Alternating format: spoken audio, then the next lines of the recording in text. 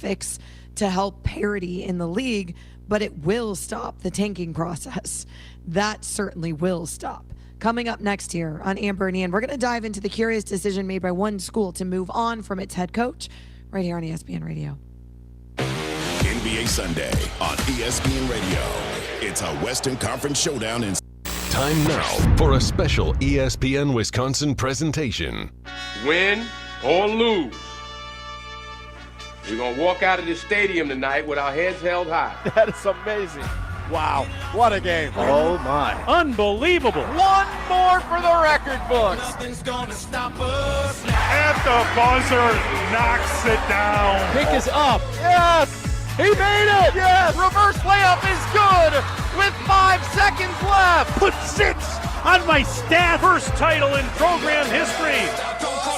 Being an in-state kid, everything that I wanted in the school was right at home. Every coach has a toolbox, and every tool is from another coach. Camaraderie, be able to hang out with each other and be together. Takes it all the way for the touchdown.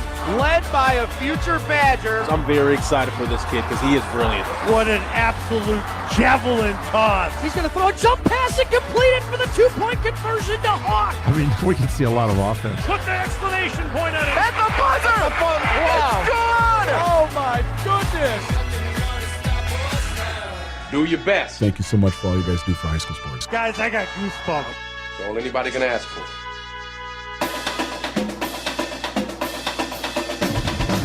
The biggest games, the most compelling stories, the area's best high school sports coverage. This is Zimbrick Honda's presentation of PrepMania on 100.5 ESPN, the ESPN Madison YouTube channel, and the ESPN Wisconsin app. The first game was an overtime thriller, 72-70, with Middleton surviving in Verona. Tonight, the sequel. 13-1 in the conference, Middleton, 12-3 Verona. Different setting, same stakes. Middleton wants pace and pressure. Verona wants a rewrite. The first film ended in overtime. Now comes the sequel. New night, new script.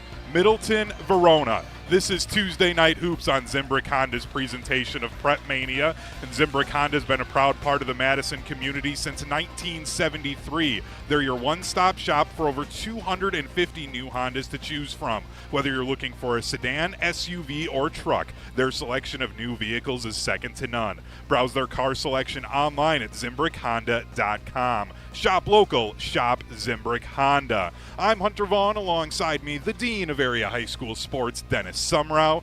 Dennis, this first matchup between Middleton and Verona needed overtime. What decides the sequel here tonight? Well, the big one is for Verona. Their leading scorer at game-high 32, Owen. Was it Ataye? Okay. Is out. He had a groin injury. He has missed 4 games. Rumor is he's out for the season. Coach Robinson this afternoon said they're hoping to get him back, but obviously he's going to be a shell of what he was in that game. So you have to look at who the next man in is. And for Verona, that has been Eli Andrus. He actually scored 6 points in the first game, and he came off the bench. Yep. He'll take a charge or two. He's a good defensive player. But he's had to pick up and get into double figures some games to try to compensate for that. What that does, though, is puts more pressure on Will Stremlow, who's obviously got to be a key to the game. You got to keep him from getting downhill, getting low. Like his sister, he crashes the boards. We talked about Macy, and she's got actually family bragging rights. You know, she's got 49 in the game, so it's like, well, is Will going to have that in him, that he can have a blow-up game like that? But you've got a pretty good veteran lineup there. 2 seniors, 2 juniors starting for Verona. Middleton, though, has got 4 senior starters, so that's even more veteran lineup. But it's you say next man in, you got to have a next man.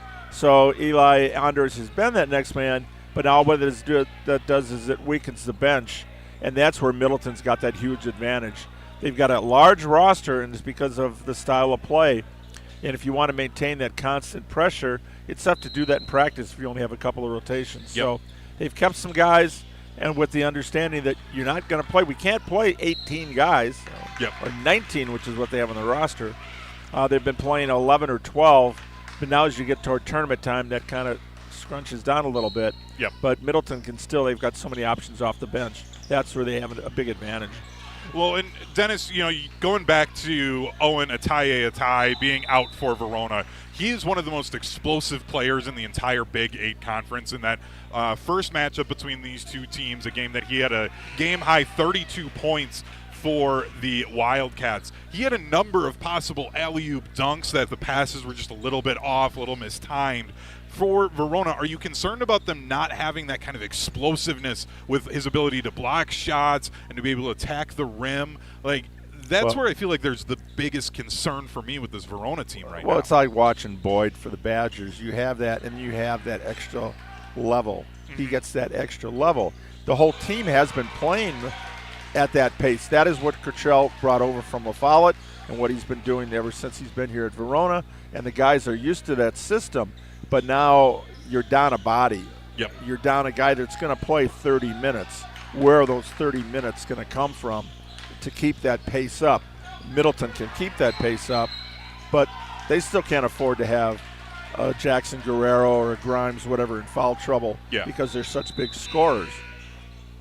And then also for this Verona squad, you mentioned Eli Andrus coming from that six-man role into the starting rotation since Ataye's injury just a few weeks ago. And he had a big game against Vel Phillips Memorial, a game Verona only lost by 2 points in that one, but that was the first game that they didn't have Ataye, and he came up big, hitting a bunch of huge threes, so he could be a guy to maybe lessen some of that load for Will Stremlow. Yeah, like I said, getting him in the lineup, there's your next man in, but now that pulls him a scorer off the bench that you might not have, so now you're going to have to look at a guy like Max Crimmins, who we saw rebounding, brings a physical play that he might have to score a little more inside. Mm-hmm. The last time we saw him play, I think he had 2 points, but he had 3 or 4 shots, just didn't fall. The rim wasn't kind to him, wasn't anything he wasn't doing. So he's a potential double-double guy with his physicality and rebounding.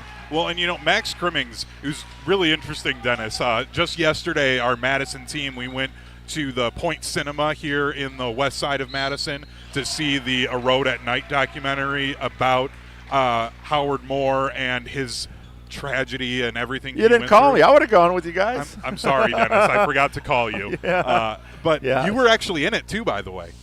You were in the background of the shot when he made his first return to the Kohl Center as well. So congratulations making that. I was in the scores table for that one. It's one of the most emotional game I've ever had in 40 years there.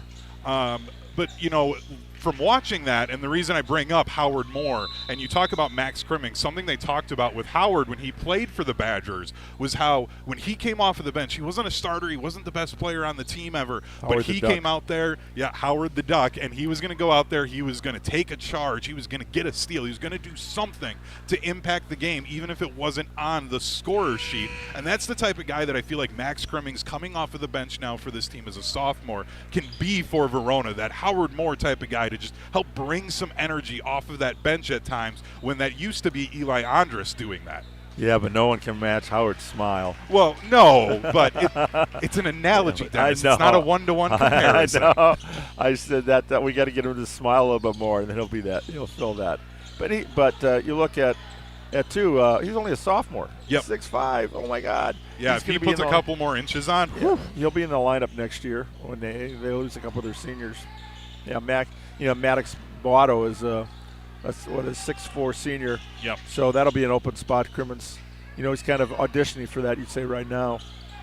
But then on the other side, Dennis, as we're counting down to the opening tip-off between the Middleton Cardinals and the Verona Wildcats, round 2 of a game that went to overtime just a few weeks back, or about a month ago now. Between these two teams at Verona, Middleton winning that game 72-70. On the other side, this home team, the Middleton Cardinals, they're 13-1 in Big 8 play. If they win this game, and they'll have another conference game yet, but that sets up a conference championship game here at Middleton against Vel Phillips Memorial for them. But they've got to get this win here tonight against Verona to set that up. So there's a ton at stake for this Cardinals squad. Yeah, they've got an 8-game winning streak since Memorial pretty much destroyed them. That 74-49. That was kind of a stunner there. Middleton was coming off a 5-game win streak, and and now they've got an 8 game added onto that. So they picked up a few things. And when I talked to Coach Bavery afterwards, well, one, we talked to Coach Collins. He said we just played very well. Yeah. I mean, that was a lot of that was Memorial. And the other side for Middleton, it was one of those games that you just want to watch the film once and burn it after that. Yeah. Because they just did not get much out of that one. Well, and this Middleton squad, I've noticed a few times throughout this season for them, they'll have these really great offensive stretches in games. But then all of a sudden you'll see somebody go on a big 12-0 run or something like that. They can be a little streaky at times. Is that something you feel like they've kind of figured out here the last couple games? Because they've been scoring a ton of points lately. Yeah, and part of that, too, is defensive from the defensive side.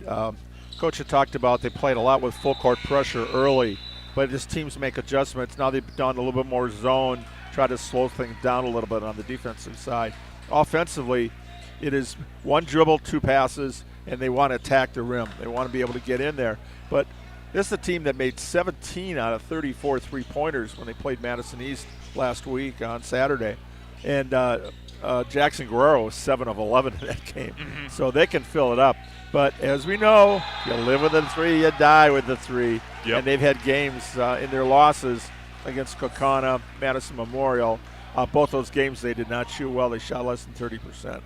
But, by the way, you say Kokana and Val Phillips Memorial. For those that don't pay attention to high school basketball in the state of Wisconsin, right now on Go Bound, those 2 teams are 2 of the top 4 teams in all of Division I. Wisconsin Lutheran, they do have a loss, but they're alone at the top in the state. But then you've got Memorial and Kokana right after Wisconsin Lutheran. So the 2 losses for Middleton are the best, basically the best losses you could have in all of boys basketball in the state of Wisconsin this year. So this is a very good Middleton team. We expect all 3 of these top teams in the Big 8 to be able to make deep runs into the postseason coming up in a couple of weeks. Yeah, it'd be interesting to see how the seeding works on it. Memorial gets Middleton again. That's got to be the number 1 seed, you think, in the sectional. But the problem is that that seeding is going to have already come out. That'll come out on Sunday here, so the game won't have any effect on the seeding. I know. That's what's sad, and that's why coaches wanted, and it got turned down by the WA, by the Board of Control last year. Yeah, shocker. That's what they wanted to wait till the following weekend, and now I was talking with someone from Oregon. They got a great facility. They have no idea yet if they're hosting. Yeah. So if you're not telling the places where they are, you're waiting until the seating comes out. Well, then why do you have to do the seating that early? Why can't you do it the weekend before? Or the weekend after. It doesn't really change anything. The weekend before it starts, right? Oh, yeah. It's weird that they're doing it this way. For those that don't know, they typically had released who the sectional semifinals and sectional final locations would be. And then last year, Verona played in a sectional semifinal against Wanakee. Verona was initially slated to host that, but all sectional round games are played on neutral site courts. So they had to move that game up to DeForest instead of Verona hosting it, and then Verona hosted a different neutral site game that same evening for the semifinal. Now what they're doing is they're just saying we're not going to announce any of them. The schools that have volunteered to host or have asked to host, that we know who they are, and then once we know who will be playing in the sectional round, then we will divvy up the sites so we don't have to last minute try and move things from a Thursday night to then have things moved and settled for Saturday. So I understand why they do it, but it's just an odd thing. And the problem is there's enough locations like this. Let's hypothetically say for this sectional that Middleton and Verona are in, they could just already have their location set to be Watertown. That's a great facility. That'll have enough that they could host a Division I sectional final, and Watertown's a Division II school. They're never going to play and be at home for that one. There's ways that you could set this up if you're the WIAA. It doesn't make a whole lot of sense to me. That's my rant for the evening. Hopefully Dennis doesn't bring up the shot clock. As the JV game this evening between Middleton and Verona, we've got a little over 2 minutes left. Doesn't need one. Yeah. Right now, Verona winning 82-62 in this game with just over 2 minutes left to go in that one. As this has been our Wanakee remodeling window into the game. If you're dreaming of transforming your home into the space you've always wanted, Wanakee Remodeling makes it happen. Their expert team is there to bring your vision to life. They're local, reliable, and dedicated to quality craftsmanship. Schedule a free consultation today at WanakeeRemodeling.com.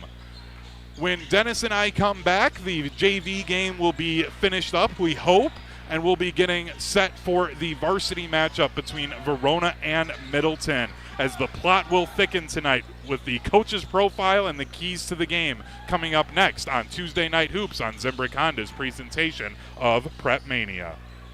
For over a century, one family has helped generations move forward. Christofferson Moving and Storage. They've built a legacy of trust celebrating 120 years in 2026 with transparent, upfront pricing, highly trained professional crews, and flexible services designed around you. They protect your home and belongings with expert care and clear communication every step of the way. Let them handle the heavy lifting so you can focus on what's next. Christofferson Moving and Storage. Your best move since 1906. Get your complimentary quote at ChristoffersonMoving.com. Looking to take your baseball game to the next level? GRB Academy provides year-round training programs designed around your schedule and your goals. For over 15 years, GRB has been Wisconsin's leader in player development and advancement with a state-of-the-art 52,000 square foot facility of elite baseball training space and coaches who know how to get results. From youth to high school, baseball players trust GRB to help them reach their next level. Training program spots are filling quickly, so don't wait. Register now at grbacademy.com. Love is in the air this February at Metro Ford of Madison, and if you're ready for a relationship that can handle anything, meet the 2025 Bronco Sport. Right now, get 3.9% APR for 66 months, just $16.86 per thousand finance, plus $1,000 retail bonus cash. Or lease a Bronco Sport for just $319 a month with 10% down. But don't wait. This sweetheart of a deal ends March 2nd. Find your one true love today at MetroFordofMadison.com. Steady. I hit my thumb. What's up, Madison? It's Stacy from Bruner Realty. Did you swear that you'd get that house project done ages ago and now it's causing you real pain? From leaky faucets to light fixtures, let our handyman team at Bruner Realty fix it all. Fast, friendly, and without the agony. We take care of it so you don't have to. Visit fixedbybruner.com. That's fixedbybruner.com. A Road at Night is a documentary chronicling former Badgers player and coach Howard Moore and the 2019 tragedy that forever changed his family. You can see it on the big screen at Marcus Point Cinema in Madison, February 13th through the 19th, with exclusive post-screening panels during the opening weekend. A Road at Night, February 13th through 19th at Marcus Point Cinema in Madison. All proceeds support Howard Moore's ongoing care. Find showtimes and get tickets right now at aroadatnight.com. The team at Midwest Financial Group are values-based financial specialists that offer full-service financial solutions. This local independent firm has been dedicated to helping people achieve their financial, tax, and insurance goals for over 30 years. Visit mfgteam.com to learn more about how they can help set up your future for financial success. Advisory services offered through Commonwealth Financial Network, a registered investment advisor. You're listening to 100.5 ESPN and the ESPN Wisconsin app.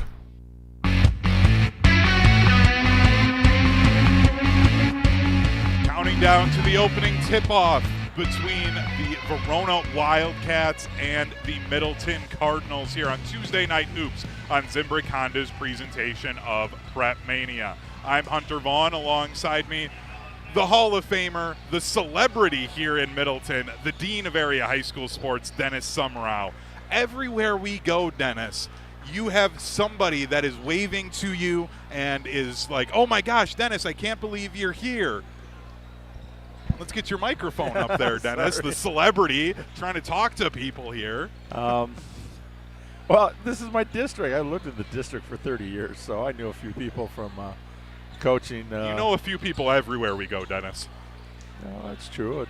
40 years, I guess, it kind of adds up. But no, that's the fun part. We were at Lake Mills and we were talking about that. And a former profile comes walking up, and you just start shaking your head. Well, it's like my daughter.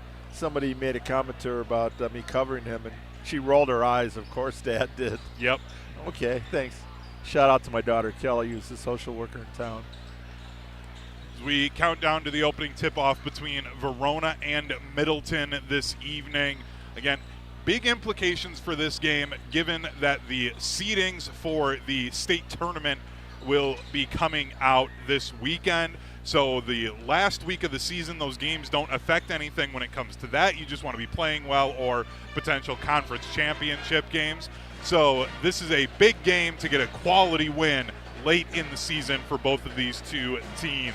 This is Zimbrick Honda's presentation of PrepMania. We're also brought to you by Hooper Service. At Hooper Service, customer comfort comes first. Their home comfort priority plan keeps systems running their best, saving customers money with priority service. And for heating, cooling, plumbing, or fire protection, Hooper is there 24/7.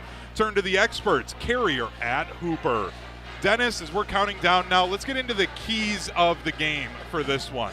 So we'll start with the visitors, the Verona Wildcats, who currently sit at 15-4 overall, 12-3 in the Big Eight, which is good for third place in the conference. What are their keys tonight to come away with a road victory? Well, excuse me. Number one is handle their full court pressure, take care of the ball. Right now, Middleton against their opponents. Their opponents are turning the ball over 22 times a game. Wow. And they get 11 steals out, or 15 steals out of that. So jeez. They create an awful lot. You look at how many times they've scored over it. They've scored 3 times over 100 this year. They probably could have done it a couple more times. Number 2 is match intensity and skill level of the backcourt. This is a very veteran backcourt for Middleton. Guerrero, Caston, and Grimes. They play at a high level, all 3 seniors, and you can't back down. And the last one is be ready for long rebounds, outside shooting. They love to shoot the 3, and against their last game, they had 17 of 34. Well, if that's 4-34, you better be ready for a bunch of more rebounds. Yep.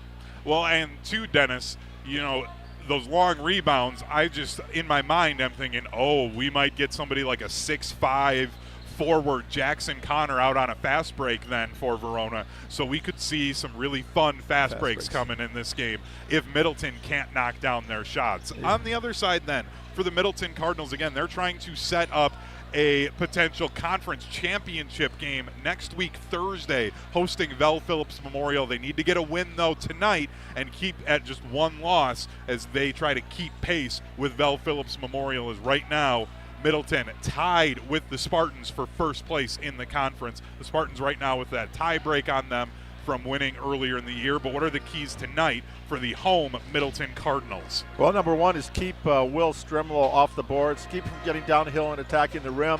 And Will's averaging 17 points, 6 boards a game, just very active player. He's kind of a coming out party for him this year. He had an injury similar to his sister Taylor, who's at Iowa. By the way, started and had a great game against Nebraska last night. Good. So the Stremlow family will be well represented here tonight, I'm sure. Number 2 is rebounding, setting 5 to the boards and attacking. Because Verona has always been such a strong rebounding team, if you want those second, third shots, you're going to have to really work for it. And then play at our pace. That's the tempo. They really want to wear teams down. And you're going to be subbing 2, 3, 4 guys at a time there. We talked earlier in the show about how it tightens the up as you get later in the season. Yep. Your starters are used to playing a little bit more. But Middleton's still going to play 8 with another 3 guys that they're going to kind of rotate through. So it'll be interesting to see if they can use that the pace and their depth to their advantage. Those are your keys to the game. Those are the 3 things that the coaches have told Dennis that they need to do to be able to win this game this evening. Speaking of the 2 coaches, it's now time for our Midwest Financial Group coaches profiles, as we get to know these coaches a little bit better before this one starts, as the lineup at Midwest Financial Group consists of coaches for your financial world, organizing the players on your personal team. Behind every great team is a great coach. Let the Midwest Financial Group be yours for your financial planning needs. Head to mfgteam.com to get started today. Advisory services offered through Commonwealth Financial Network, a registered investment advisor. Dennis, like we do, let's start with the visitors, and we'll start with Cottrell Robinson, the head coach of the Verona Wildcats. Well, 2004 Madison Memorial grad. He was a reserve on the Lancers 2002 state championship team. Then he was a key player at Winona State, Minnesota, which won 2 Division II titles. He works in the Verona School District as a restorative practice and student engagement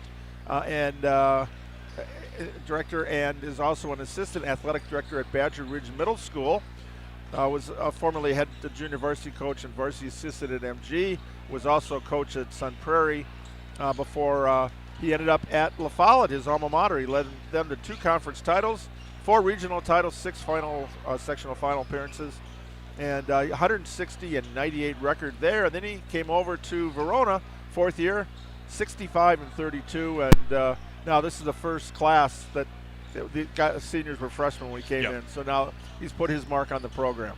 He absolutely has, and you and I have said it multiple times, whether it's been here on Tuesday Night Hoops or on Zimbrick Honda's PrepMania Weekly, that we think Cottrell Robinson is one of the best coaches in the entire area, and he's shown it with the way he's been able to just help this Verona squad just grow and grow and grow each and every year, and now they're in a spot to be able to make a deep run come the postseason. Well, they graduated all 5 starters from last year. Yep. Maybe, I don't know, if you're not part of the program, you're thinking 2nd division this year. Verona, no, they've got that standard. He's established that at La Follette, and now here. And you look at the 2 programs before, Monona Grove and Sun Prairie. I mean, Blue Bloods too. Absolutely. And then for the home team, the Middleton Cardinals, head coach Kevin Bavery in his 20th year at Middleton. Yeah, 285, 178. But he is 7 wins shy of 500. Think about it. If they win out and he gets to the sectionals, he could have 500 this year. I thought we did the math, and his 500th would be the state semifinal. Well, if they had 4, 3, 2 regionals, and then 1 sectional game. Oh, okay. So 500 would be the semi. Semi. Okay. I think when I did the math earlier in the year, I think I was adding a couple of extra losses. I'm sorry, Kevin. That was my fault. But he's got to win out, so you never know. You might have to go to state to get that one. Which would that be something? Get 500 in the Pulse. Would it though? Like, wouldn't you want your 500th win to just be like a regular season or maybe a postseason, like a sectional semifinal? Like, that's special, that's cool. But like your 500th, if you win it at the Kohl Center, it's kind of overshadowed by the fact that you won a game at the Kohl Center. Right? Yeah, that's true. Or a state championship. Oh, by the way, coach got his 500th. Yeah. Versus if it's in the home gym. So I understand definitely. He was inducted in the Wisconsin Basketball Coaches Hall of Fame September 2023. I was glad to be there for that. Longtime physical education teacher, teaches specially designed physical education here at Middleton. He got his start at Watertown under legendary Eli Krogan, who's also in the Hall of Fame. He went to Oregon High School. That's where we first met back in the early 80s. And he was named the Panther head coach in 91, 92. He went 184 and 107 there, and he led them to the Panthers to the Division II state tournament in 2000. And he spent 2 seasons also at Cedarburg, where then he replaced legendary coach John Boyle, another Hall of Fame coach, 20 years ago when he took over here. Yeah, but we go back to Oregon, and Shaka Smart, one of the Marquette coach, one of my favorite players, and that's one of his favorites over the years too. He always knew Shaka was going to be a coach, and so I love it when they go, Oregon High School, and that's where Kevin had a long career. Yeah, it's always funny when you hear coaches. You mentioned that, him saying that about Shaka. If your basketball coach or your football coach ever tells you, if you're a student athlete listening to this one, that you should really think about coaching when you're done playing, usually listen to them. They usually have a pretty good eye for what makes a good coach when you're a younger athlete. We're counting down to the opening tip-off between Middleton and Verona here on Zimbrick Honda's presentation of PrepMania. I'm Hunter Vaughn. Alongside me, the Dean of Area High School Sports, Dennis Semrau. Dennis, are there any other players or anything else that we haven't hit on yet that you want to make sure the fans know about for this huge matchup between Middleton and Verona? Well, we have talked a little bit about Jackson Guerrero, a 3-sport athlete. He's going to go into lacrosse to play baseball next year. He has a chance to be a first-team all-conference player in 3 sports. He was a first-team all-conference a punter and second-team wide receiver in football. He was a first-team last year in baseball last spring. But he just recently set the school career record for steals. Last year he had 9 against Sun Prairie West, which set the single game. They go to that 1-1-3 or 1-3-1. He's going to be up at the top there. And he's very quick, very very agile. Unfortunately, he lost his dad passed away, cancer, before Christmas. And there were a couple of games he was struggling, and Coach Bavery said he's at a second level right now, and he's playing for his dad. So thoughts and prayers to the family. His dad was an outstanding baseball coach and a big part of the Middleton community. So the whole Middleton community is been behind Jackson. This is where being part of a team is so special. Yep. You got a second family, and Jackson's just an outstanding athlete. He will be one of our final student athlete, our prep profiles for UW Credit Union before the school year's done. Yeah, he's an awesome athlete, an awesome human being in Jackson Guerrero.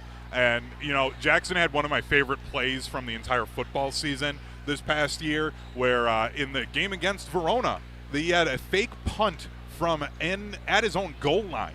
And he got the first down off of it, extended a drive. They didn't end up scoring off of that drive, did the Cardinals, but that fake punt definitely flipped field position and helped the team out to get that surprising win against their rivals, the Verona Wildcats. And just a heads up, we created a Hall of Fame for Middleton a couple years ago. This year, the Hall of Fame ceremony will be the night that Middleton hosts Verona. Okay. That's homecoming, by the way. So last year, Middleton beating Verona. And for the football players on this Verona team, yes, Jackson Connor, an all-conference wide receiver, they aren't happy about that. So that's what adds a little bit more.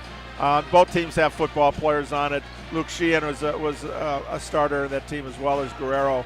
And, of course, Joey Paseglia, the quarterback, who didn't play basketball until this year. He came out, just wanted to be with the guys, and now he's been a big player off the bench for him. So I love the multiple sport athletes. You're going to see a lot of good ones tonight out here in the court. We absolutely are, as we are going to take one more break for the national anthem. When we come back, the starting lineups and the opening tip-off of the sequel of Verona and Middleton. The last time these two teams saw each other, it was a 72-70 victory for the Middleton Cardinals. Verona looks for revenge, and that starts next on Zimbrick Honda's presentation of PrepMania. At Hooper Service, your comfort is important. From keeping you cozy warm to comfy cool with the ultra-quiet, energy-efficient Carrier Infinity Home Comfort System. Plus, join our Home Comfort Priority Plan and keep your air conditioner and furnace running at peak performance year after year. Enjoy priority service and extra savings that really add up. Hooper is here with 24-hour heating, cooling, plumbing, and fire protection service for your home and business. Turn to the experts, Carrier and Hooper. You're listening to 100.5 ESPN and the ESPN Wisconsin app. I worried that I couldn't work a full-time job and still have time for college. But I'm so glad I didn't let that stop me. At Madison College, I found my stride. My classes are flexible and hands-on, and I walk on campus feeling inspired. My advice to others? Make your dreams a reality. There's more to your story at Madison College. Visit madisoncollege.edu to get started. Skilled trade workers are the backbone of every community, and also the Army National Guard. Soldiers trained to keep the power flowing, engines running, and in every other trade needed to accomplish the mission. These soldiers are on the fast track to learning skills that can set them up for success at home with companies looking to hire the best. Their resumes are being built through their paid training and part-time service. Find out how you too can learn a trade profession by visiting NationalGuard.com. Sponsored by the Wisconsin Army National Guard. Aired by the Wisconsin Broadcasters Association and this station. Your Honda gets you everywhere. When it needs service, you need Zimbrick Honda service. Their customer service is second to none, and you can experience it for yourself at 2 convenient Madison service locations on Fish Hatchery Road and Grand Canyon Drive. From simple maintenance to expert repairs, Honda certified technicians handle it all. Need new tires? For a limited time at Zimbrick Honda, you can buy 3 tires and get the 4th for only $1. Part of the Madison community since 1973. Shop local. Shop Zimbrick Honda. Looking for an easy lunch or dinner win? Pizza Hut's My Hut Box lets you pick a personalized pan pizza, a melt, and now you can choose wings as your entree. Boneless or traditional wings tossed in your favorite sauce or rub. One box, tons of options, all day, every day. My Hut Box is the best personalized meal combo starting at just $6.99. Head to one of their locations, order on the app, or online at pizzahut.com. Pizza Hut. Feed good times. Hi, I'm Dr. Joseph Henningsen with Stoughton Health Ortho Team Clinic. I specialize in joint pain and joint pain surgery, specifically hip and knee replacement, including second-time surgery for hip and knee replacement. Learn more at orthoteam.com. Join the Madison Money Guy, Christian Finfrock, for Retirement Income Strategies, Saturday and Sunday mornings at 7. Get the information you need as you plan for retirement. That's Retirement Income Strategies, Saturday and Sunday mornings at 7. Investment advisory services offered through Retirement Income Strategies, an SEC-registered investment advisor. We're on the Bucks. If you're a star player, why would you want to go to Milwaukee and get locked in? Because we're on Wisconsin sports. Only to have it not work out and Giannis decide he wants to bail. Madison's home of the Bucks. 100.5 ESPN.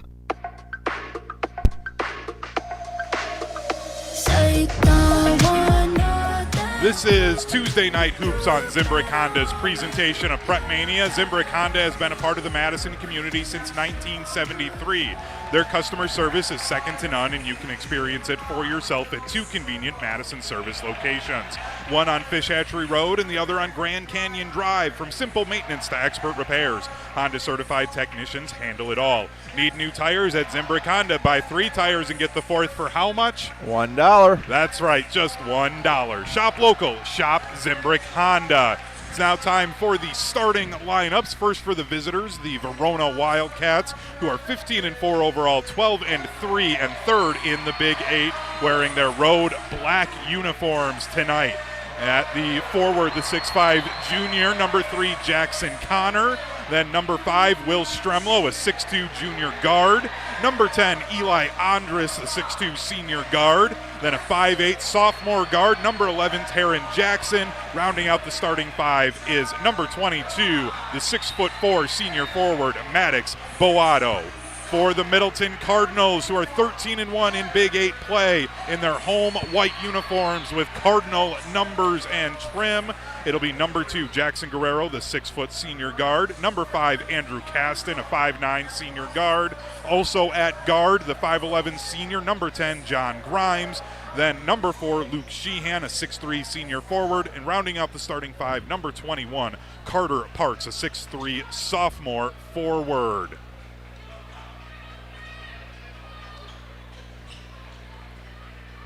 It will be Parks and Connor meeting in the center circle for the opening tip-off in this one. The sequel, Verona and Middleton, is underway with Verona controlling the opening tip. Andrus bounces it inside to Boato on the far low block. Gets a nice cut to Jackson Connor for the open lay-in. And the first points of the night go to Verona. Connor nearly getting a steal that time. Caston able to pull it in, though. Middleton worked it inside for a moment, then kick it out to Caston. Hands off to Guerrero between the circles. Guerrero looking to probe, goes into the elbow, kicks out to a corner 3. Open for Parks, and it is nothing but net for Carter Parks. A 1-point Middleton lead to open this one up, 3-2, 17-10 to go in the first half. Stremlow going quickly, Euro step, not strong enough. Rebound for the Cardinals. Guerrero on a fast break. Kicks off to the corner, and it'll be out of bounds. Just dribbling it off the sideline. That time was John Grimes. The first turnover of the night for Middleton with 16:59 to go. Yeah, Parks gets the first 3 of the night. Who'd have thought their big guy, a sophomore, he's definitely improved his outside game, but he is their one inside guy. They need to hit the boards. Andrus sends up a deep 3, skips off the rim. Stremlow pulls in a rebound, but he traveled. Middleton with possession, leading 3-2 in this rematch of Big 8 rivals. Guerrero, right free throw line extended. Gets double teamed, picked up his dribble, trying to pass out of it, able to get it off, and the layup on the baseline is pure for Carter Parks. He's got all 5 of the Cardinals' points. They lead by 3. And both off assists from Guerrero. Nice inside pass. Jackson kicks out to Stremlow, fires up the triple. Too strong, rebound to Verona. Jackson inside to Boato. Kicks it out, and they work it around the horn. Taryn Jackson cuts inside, and then we have a whistle and a foul on Middleton. Luke Sheehan with the push-off. Verona will inbound underneath their own basket, trailing 5-2. Stremlow on the near elbow, takes it in, mid-range jumper, nothing but net for Will Stremlow. Cutting it down to a 1-point lead for Middleton. High pass nearly turned over. Grimes sends up a three, rattles home the three. 4-point Cardinals lead, 15:40 to go in the first half. Boato on the near elbow, bounce pass underneath. Connor gets blocked, but he's fouled. And that's Sheehan's second foul. Sheehan right away, walking right to the bench. He knows. Yep. And we got Pasaglia coming in along with Cormac Carlson. Jackson Connor at the free throw line. First one too strong. Keep it at a 4-point game. Carlson and Pasaglia checking in for Middleton. Pasaglia, Parks, Carlson, Grimes, and Guerrero, the 5 on the floor for the Cardinals. And the second one rims out for Connor. Kept alive for a moment. Middleton was able to, but it's going to be out off of the Cardinals. Well, hang on. No signal yet. I may have spoke too soon. Yeah, Parks tried to save it, threw it back toward half court, but nobody touched it, so good call. Yep, the officials wanted to confer. So that'll just be a team rebound for the defense. Boato inbounds to Stremlow on the near wing. It's guarded by Carlson. They work around the perimeter to the far wing. We've got a whistle underneath the basket. Maddox Boato with the offensive foul. 15-20 and counting in the first half. Middleton leads 8-4. Guerrero going coast to coast, gets cut off. Turnaround jumper is short. Rebound to the Wildcats. Stremlow brings it across the midline from right to left. He has it poked away, and it's a steal for Middleton. Long pass ahead to Guerrero, tipped out of bounds by Andres. It'll stay with Middleton, though. Cardinals will inbound on the far sideline. That'll be Guerrero as the trigger man. Lobs a pass to the near corner to Parks. They work it out to the perimeter. Guerrero, far corner three, and he banks it in off the window. 3 threes for the Cardinals. They lead by 7. Andres holds the ball above his head, tried to get it to Boato, but it's stolen away by Middleton. A scrum on the deck, a whistle. We've got a jump ball, possession arrow. It was Middleton. It'll be Middleton's ball.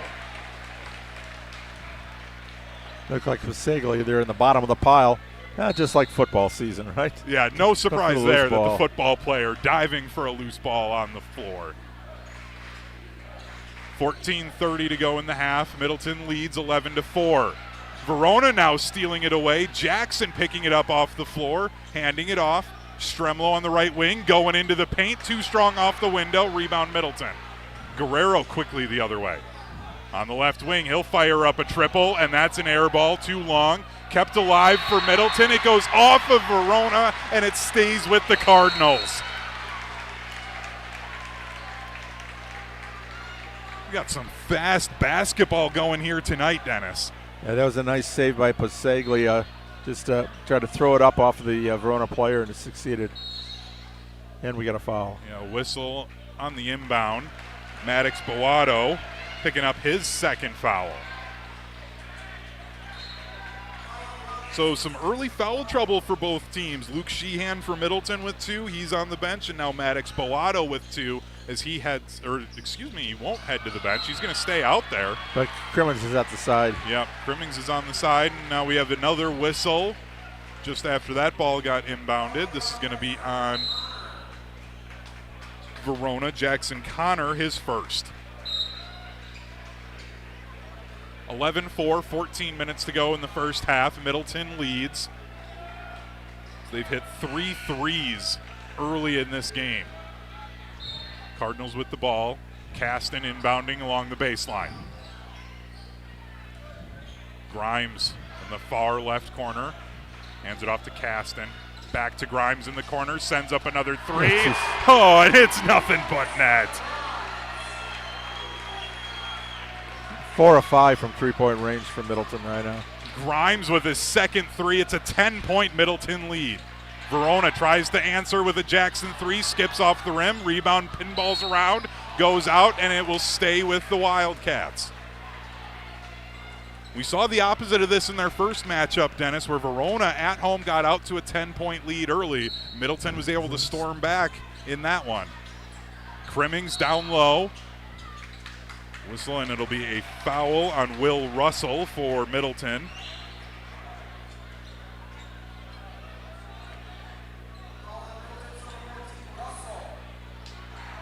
Verona inbounding, and now a foul on Verona just as they were able to start inbounding it. Max Crimmings, his first foul. Well, nothing like getting your name on the scorebook right away. Just checked in. Just not the way that he wanted it to get into the scorebook. And the 14th foul here, just 4.5 minutes in.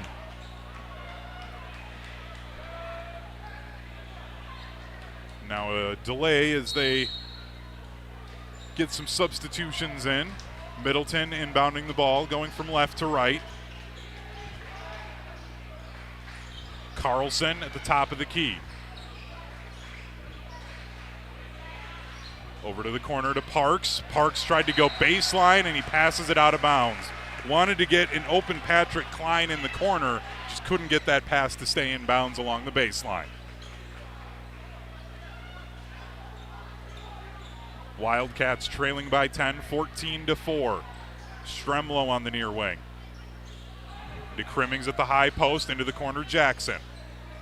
Bounces back to Crimmings inside. They kick out to the perimeter. Jackson fires up a 3. He knocks down the triple.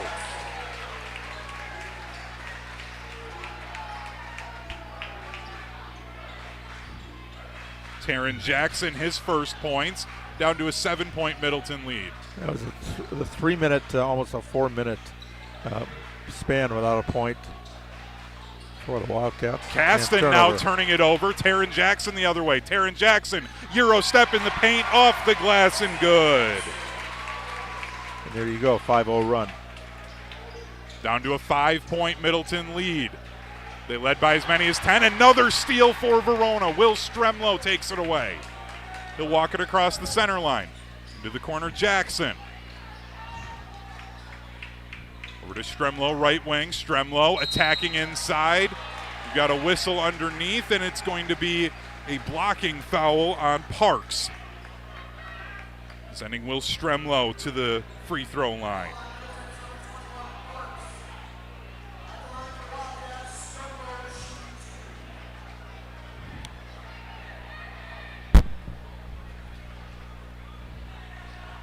Stremlow had 9 points in their first matchup about a month ago. The first free throw, no good. He ended up falling out in overtime. 12:05 to go in the first half. Middleton leads 14-9. They led by as many as 10 points in this one. The second one is good for Will Stremlow. He's got 3 points. Caston will run the offense for Middleton. On the right wing, gives it off to Grimes. Grimes, pull-up jumper from the free throw line, no good. A whistle underneath again, and it's going to be another push-off. That's Max Crimmings, his second.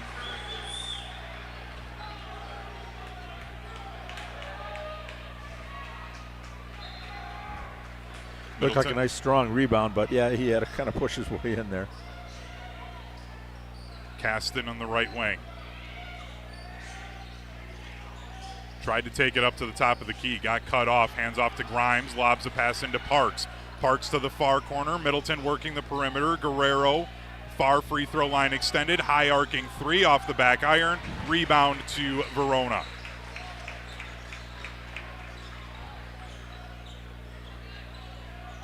Taron Jackson in the far wing for Verona, trailing by 4.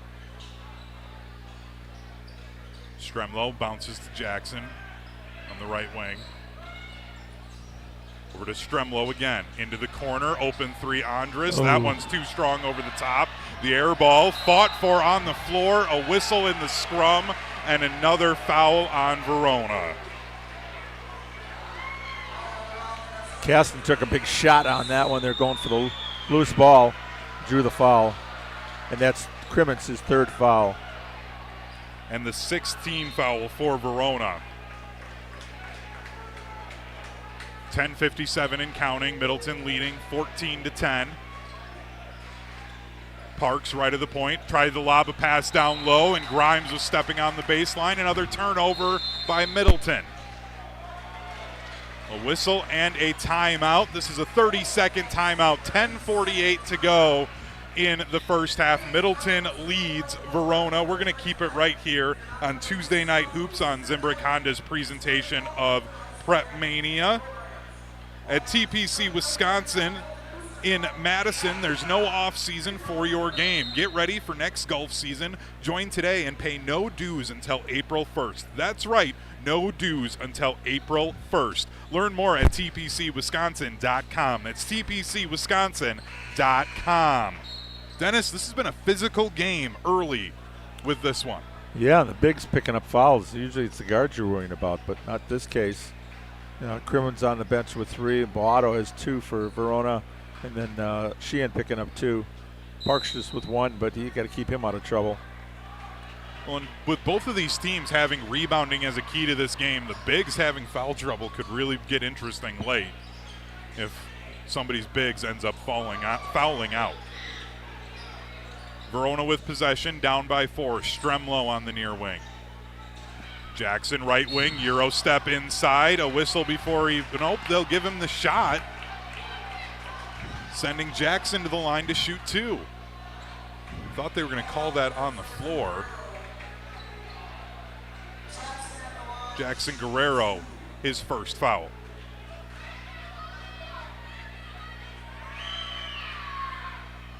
First one is pure for Taron Jackson.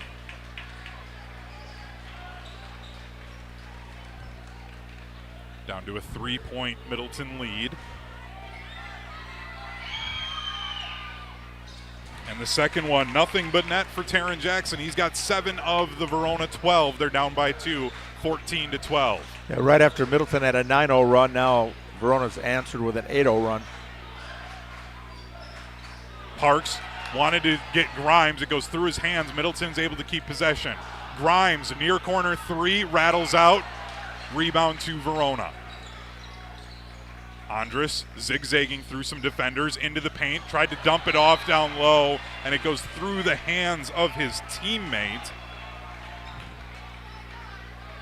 Number 21, Jenner Alexander, coming off of the bench. There's a new name for us, didn't expect to see. That's what happens when the bigs get into foul trouble. Yeah.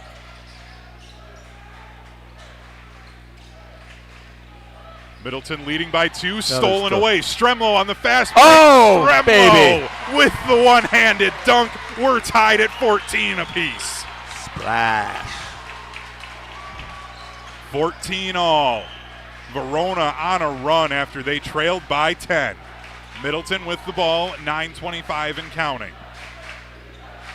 Caston, left wing.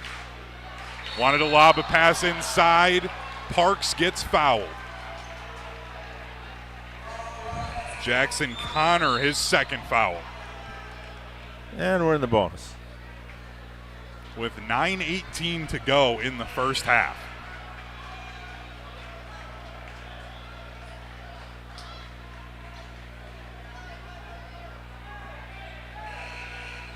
Carter Parks at the free throw line, the sophomore forward, a 60% free throw shooter on the season.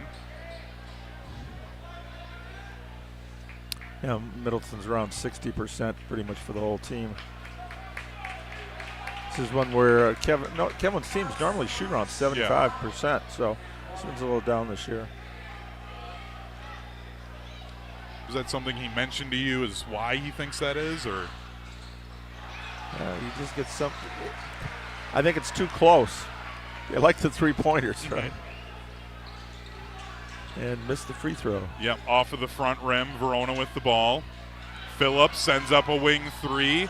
That goes off the back iron, and the rebound gets knocked out of bounds off of Verona. Middleton with the ball. 9:01 to go in the first half, tied at 14 apiece. It's a 10-0 run now for Verona. Middleton has not scored since the 13.5-minute mark, so almost 5 minutes. Guerrero trying to end it, but he gets cut off down low. Sheehan on the far low block has the ball ripped away by Andres, and we'll have a jump ball underneath.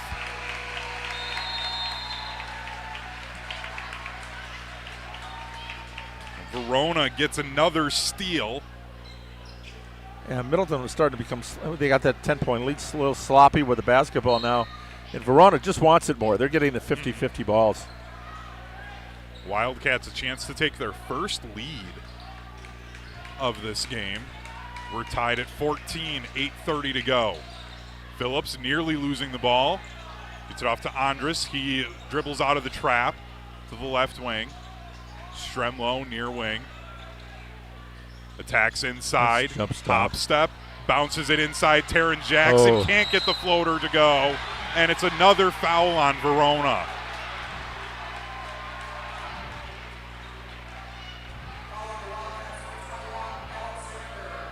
So Alexander comes in and he picks up a foul. And that sends Sheehan to the line. Luke Sheehan back in with 2 fouls. Luke Sheehan, a 52% free throw shooter at the line, trying to get Middleton the lead back. Again, they led by as many as 10 points in this first half. Nope. First one, no good. Rebound Wildcats. Alexander grabs the board for Verona. Phillips brings it across the center line. Attacking inside, Euro step in the paint, and the left hand off the window is good. The first lead of the night for Verona. Grimes tries to answer. He can't get it to fall. Another rebound to Verona and an empty possession for the Cardinals. Stremlow on the far side, zigzagging inside. Mid-range jumper, too strong. Middleton pulls in the board. Phillips gets the steal for Verona. It's on the deck, and it's pulled in by Middleton. And Guerrero is the one that's able to come away with it. Guerrero coast to coast through some contact, has it blocked away, but there's a blocking foul underneath. Verona thought they had the blocked shot, but it's a blocking foul, putting Guerrero on the line. And the Verona student section, pretty boisterous. No way, Jose. The Boo Birds come out in Middleton. Jackson Guerrero, chance to try and tie this game up. The first one is good. Snapped a 6-minute plus drought for the Cardinals. That's what we talked about pregame, Dennis. Middleton has a tendency to go on some scoring runs, but then some scoring droughts. That's a big one there. Second one rims out for Guerrero. 1 point Verona lead. Taryn Jackson guarded by Guerrero. Wheels inside, gives off to Stremlow. Stremlow through contact, and it's going to be a charge on Verona. Will Stremlow his first foul.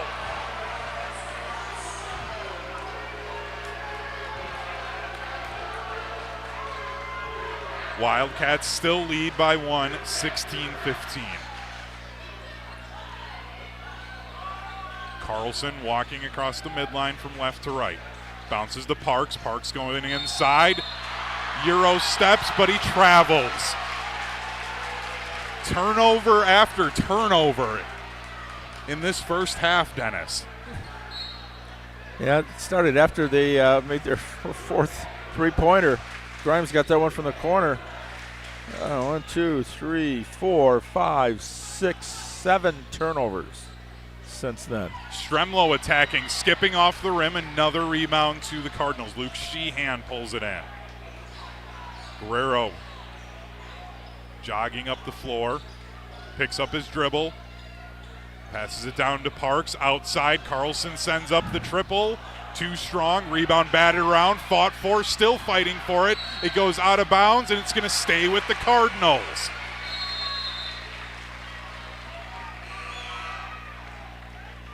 Verona leading 16-15, 6:28 to go in the first half. Yeah, and if you're joining us late, the Middleton Cardinals led 14-4 at one point in this first half, but Verona going on a run, getting themselves their first lead of the half, and they went up by 2, 16-14. Lob inbound to Grimes on the near side. Tried to go down low to Pisaglia. It goes off his hands, out of bounds. And another turnover. Jeez. Turnovers and fouls have been the story of the first half with 6:25 remaining. Taron Jackson conducting the offense between the circles for Verona. Talk about fouls. Middleton not able to take advantage. They're 1 of 4 at the line. Missed the front end of 2. Phillips sends up a near wing 3, wow. and it's pure. Brought rain on that one. Deontay Phillips, his first 3 of the night, and a carry on the other end for Middleton. They turn it over. Verona's largest lead of the night is 4 points now, leading 19-15 inside 6 minutes to go.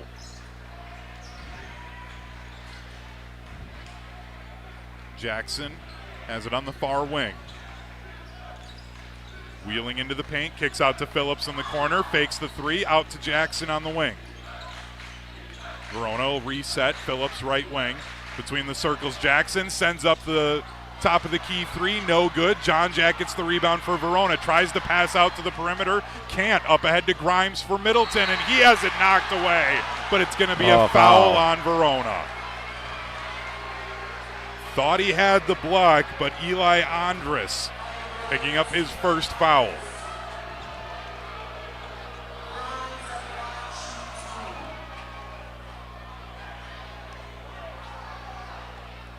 He was in the act of shooting. John Grimes will get to shoot 2. First one, nothing but net for John Grimes, the senior guard. Averaging 15.5 points per game. He's up to 7. Make it 8 with that free throw. They got to take advantage now. Double bonus here. They'll be shooting free throws the last 5.5 minutes. Still have not gotten a field goal since the 13:34 mark. 8 minutes plus. Verona with the ball. Taron Jackson at the top of the key. Stremlow right wing. John Jack left to the point. They'll just work around the perimeter, trying to find somewhere they can attack. Phillips on the right wing, crossing over, going baseline, and he travels. Tried the turnaround, drug his pivot foot. Turnovers and fouls. Middleton's turning the ball over left and right, but Verona can't take advantage of it because they're fouling all the time. 5:02 remaining in the first half. Verona leading 19-17. Middleton with the ball, trying to retake the lead. I thought when it came in, the JV score, that's pretty low for a JV game. The varsity score is lower than that was at this point. Carter Parks turning it over as he gets called for a charge.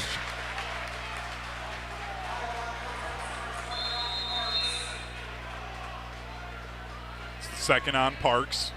And that is another turnover, by the way. Offensive foul. I'm shocked. The theme of the first half continues.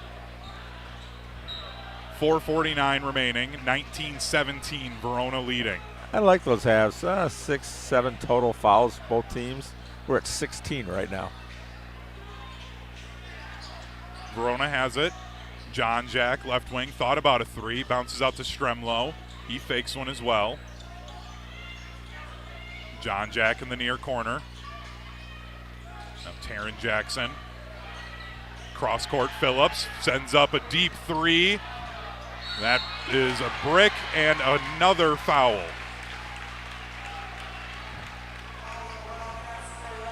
Taryn Jackson's first foul. That's going to send Guerrero to the line. With 4:19 to go in the first half. Middleton opened this game 4 of 5 from 3, Dennis. Right, that's actually foul number 12 now for Verona in the first half. Guerrero's first free throw is nothing but net. Jackson Guerrero up to 5 points.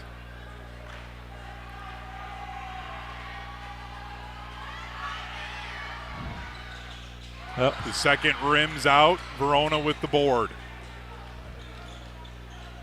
Stremlow pulls up at the elbow. Cross-court pass, poked away for a moment. Verona's able to control. Andrus gets knocked off the ball. No foul call, though.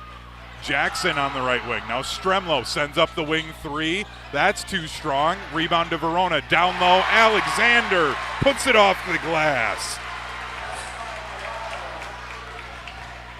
Back up to a 3-point lead for Verona. Grimes gets trapped, and it's a jump ball.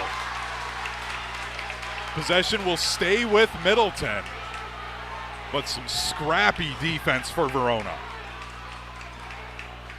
Yeah, if this was a home game, I'd expect to hear a growl in the PA system. They're scratching, fighting for everything they can get out there. Caston got trapped in the corner, was able to send the ball off of the leg of a Wildcat, keeping possession. Middleton trailing by 3, 21-18. Almost seemed to be too easy. Middleton jumped out to that 10-point lead. And the gods of basketball said, screech. Turnover city ever since. Sheehan on the far block. Kick out to Caston, right wing three, rims yeah. out. Rebound to Verona. Oh. And they'll call a travel. Oh, that's a tough call. Good rebound. He got knocked to the floor, and they call a travel. Andrus grabbed the rebound, got knocked down by Parks, and they call the travel as he fell to the floor. Middleton keeps the ball.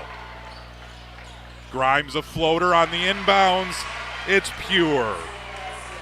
John Grimes up to 10 points. Middleton trails by 1, 21-20, 3:14. Got a whistle and a foul on Grimes. Excuse me, Caston that time. His first. Sending Will Stremlow to the free throw line for Verona, leading by 1, 21-20. And both teams now in the bonus.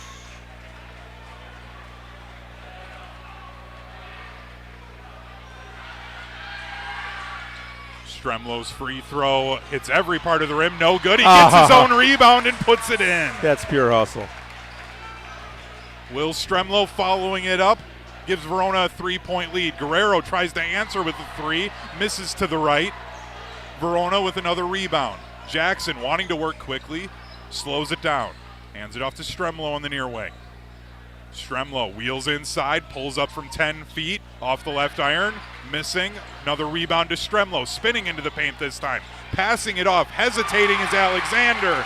And he's able to put it off the glass. 5-point Verona lead. Their largest of the half. 2:30 to go, leading 25-20. Alexander giving a spark. 4 points off the bench there. Grimes sends up a triple, cold-blooded in the face of a defender. He knocks it down. Just a 2-point Verona lead. Just over 2 minutes to go. That was a sniper on that one. Geez, that net barely moved. Jackson at the point. Wheeling inside, the floater, nothing but net. Taryn Jackson, when he gets inside, is unstoppable. Another turnover, a steal by Verona. Phillips on the fast break. Phillips gets fouled. He'll head to the line to shoot 2.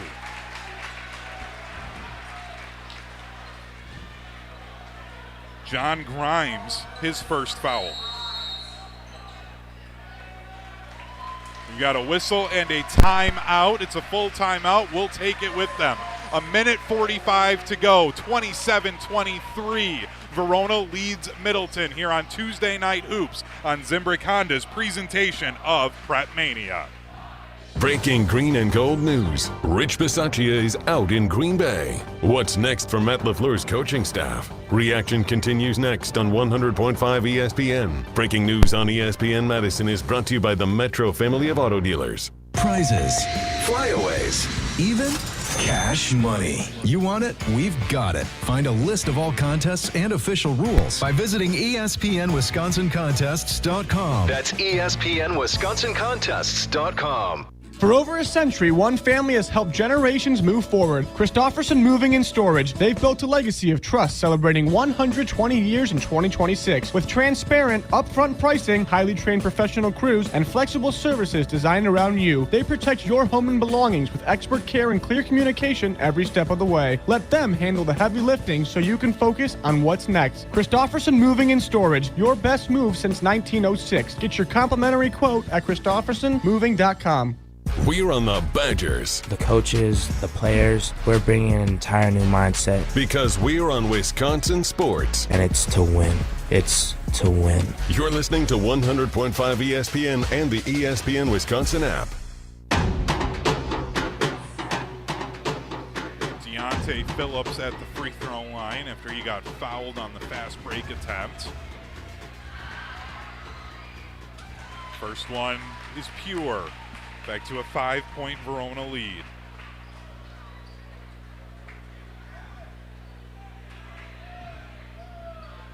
Phillips will get one more.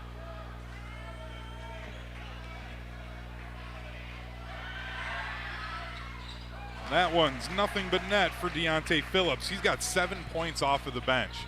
Verona with their largest lead of the night, 6, 29-23, 90 seconds to go. Caston. Left wing.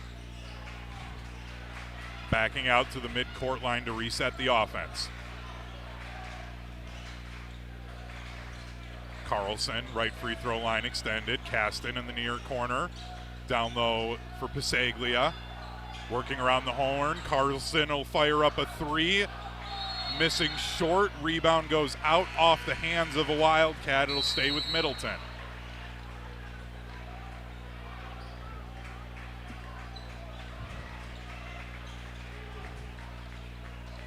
Jackson Guerrero be the trigger man underneath his own basket with 1:13 to go. Grimes in the corner. Down to Pasaglia. Guerrero inside on the left side of the lane. Can't get that one to fall. Rebound to the Wildcats. Leading by 6. Phillips hesitates and is able to put it in. Deontay Phillips, 9 bench points. Extending their lead to 8 with 45 seconds to go. Grimes had it poked away, able to pull it back in. Caston on the far wing, wheeling inside. Stops, gets knocked over. We've got a foul.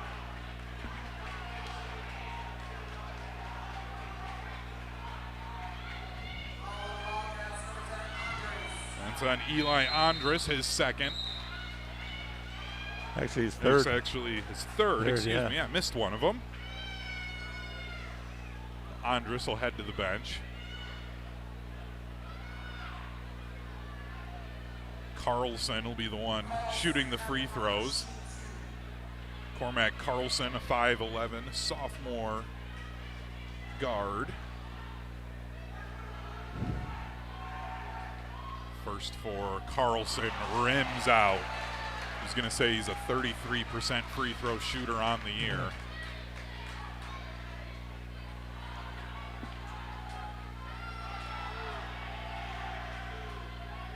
Second for Carlson, also rims out. Stremlo grabs the rebound for the Wildcats, leading 31-23. Jackson in the deep corner. Gets trapped. Since Middleton's start, this is a 27-9 run for Verona. And they're looking here to take the last shot. John Jack in the left wing. Jackson looking back at the clock to see how much time he has. Gets it into Alexander, who loses possession of it, able to pull it in for a moment. Grimes steals it away. Grimes wheeling through defenders, zigzagging through. 2 seconds, sends up a three. That's no good. Air ball's out of bounds, and that does it for the first half. The Verona Wildcats trailed by 10, and they storm back to take a 31-23 lead into the locker room. Dennis, that was an entertaining first half of basketball. It was, and it was also a frustrating first half if you're a Middleton fan watching them turn the ball over constantly. And after that 14-10 early run, it's been all Verona. It has been a turnover and foul-laden first half, but it's still a ton of action. We expect even more action in the second half. The first time these two teams met, it went to overtime with Middleton getting a 72-70 win at Verona. The Wildcats looking for revenge, and they lead 31-23 here at Middleton. We'll take a short timeout. When we come back, we will look at the first half stats here on Tuesday Night Hoops on Zimbrick Honda's presentation of PrepMania. Looking to take your baseball game to the next level? GRB Academy provides year-round training programs designed around your schedule and your goals. For over 15 years, GRB has been Wisconsin's leader in player development and advancement, with a state-of-the-art 52,000 square foot facility of elite baseball training space and coaches who know how to get results. From youth to high school, baseball players trust GRB to help them reach their next level. Training program spots are filling quickly, so don't wait. Register now at grbacademy.com. I worried about choosing the right two-year college where credits would transfer to UW, but I figured out a great path. At Madison College, I'm in the STEM program. The classrooms are intimate, instructors are engaging, and best of all, I'll be able to transfer to UW debt-free. My advice to others, start your journey here. You won't regret it. There's more to your story at Madison College. Visit madisoncollege.edu to get started. I'm very familiar with Gruber Law offices because they're always out in the community. Gruber Law offices are known to be honest, hardworking. They're always involved in our neighborhoods. Gruber Law offices make our community a better place. They are the best. For nearly 40 years, Gruber Law offices has helped people throughout Wisconsin. If you're injured, we're here to help. One call, that's all. Wisconsin would not be the same without Gruber Law offices. When you or a loved one are faced with an unexpected injury or illness, Stoughton Health's urgent care is there for you. Stoughton Health has 4 convenient urgent care locations for the care you need without the wait. We have urgent care locations in Stoughton, Oregon, McFarland, and Cottage Grove with extended hours to fit your schedule. Stoughton Health accepts over 160 insurances, including Dean Health Plan, Quartz, Humana, and more. Please visit stoughtonhealth.com for more information. Stoughton Health, creating excellence together. Your Honda gets you everywhere. When it needs service, you need Zimbrick Honda service. Their customer service is second to none, and you can experience it for yourself at 2 convenient Madison service locations on Fish Hatchery Road and Grand Canyon Drive. From simple maintenance to expert repairs, Honda certified technicians handle it all. Stop in for an express oil change at Fish Hatchery Road on Saturdays. No appointment necessary. Part of the Madison community since 1973. Shop local. Shop Zimbrick Honda. Pizza Hut's Big New Yorker Pizza is back. For just $10 for a limited time, get an extra large pizza with 6 huge slices so big you have to fold them. Load it up with your favorite toppings, like the classic and crispy pepperoni. It's the perfect way to feed the crew with giant slices and one legendary vibe. Big size, big value, just $10.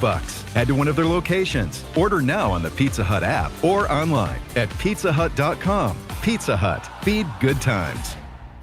This is Derek Engler. You're listening to a Good Karma Brands radio station, 100.5 ESPN WTLX Monona, Madison.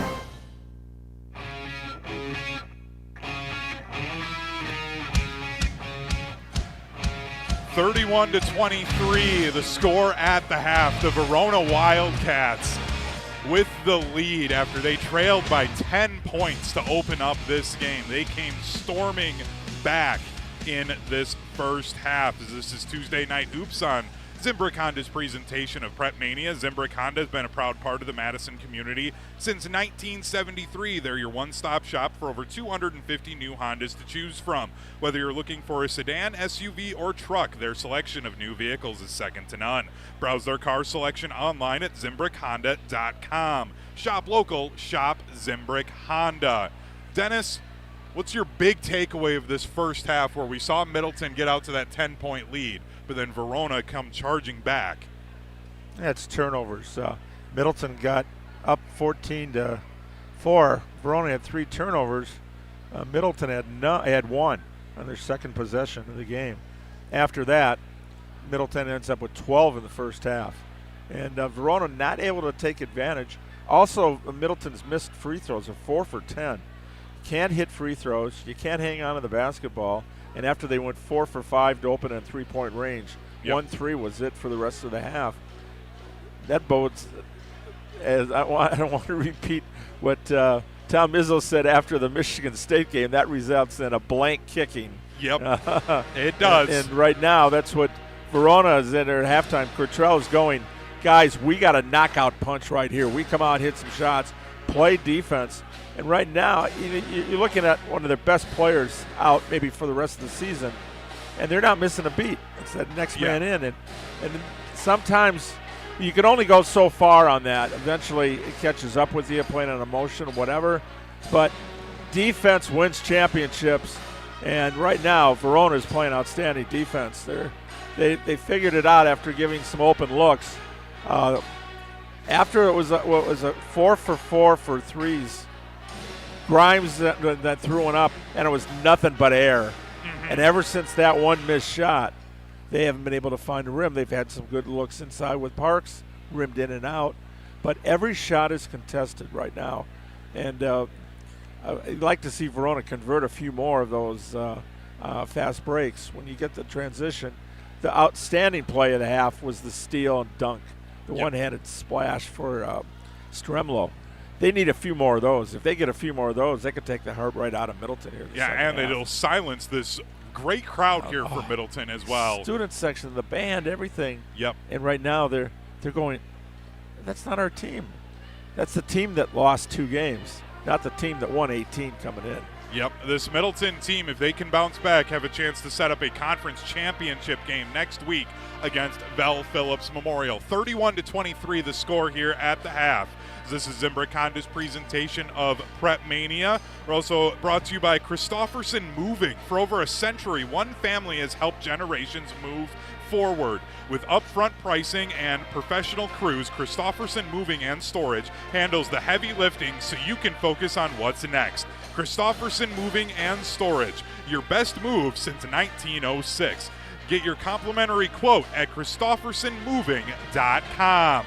When we come back, the second half of action with Verona leading 31-23 here on Tuesday Night Hoops on Zimbrick Honda's presentation of PrepMania.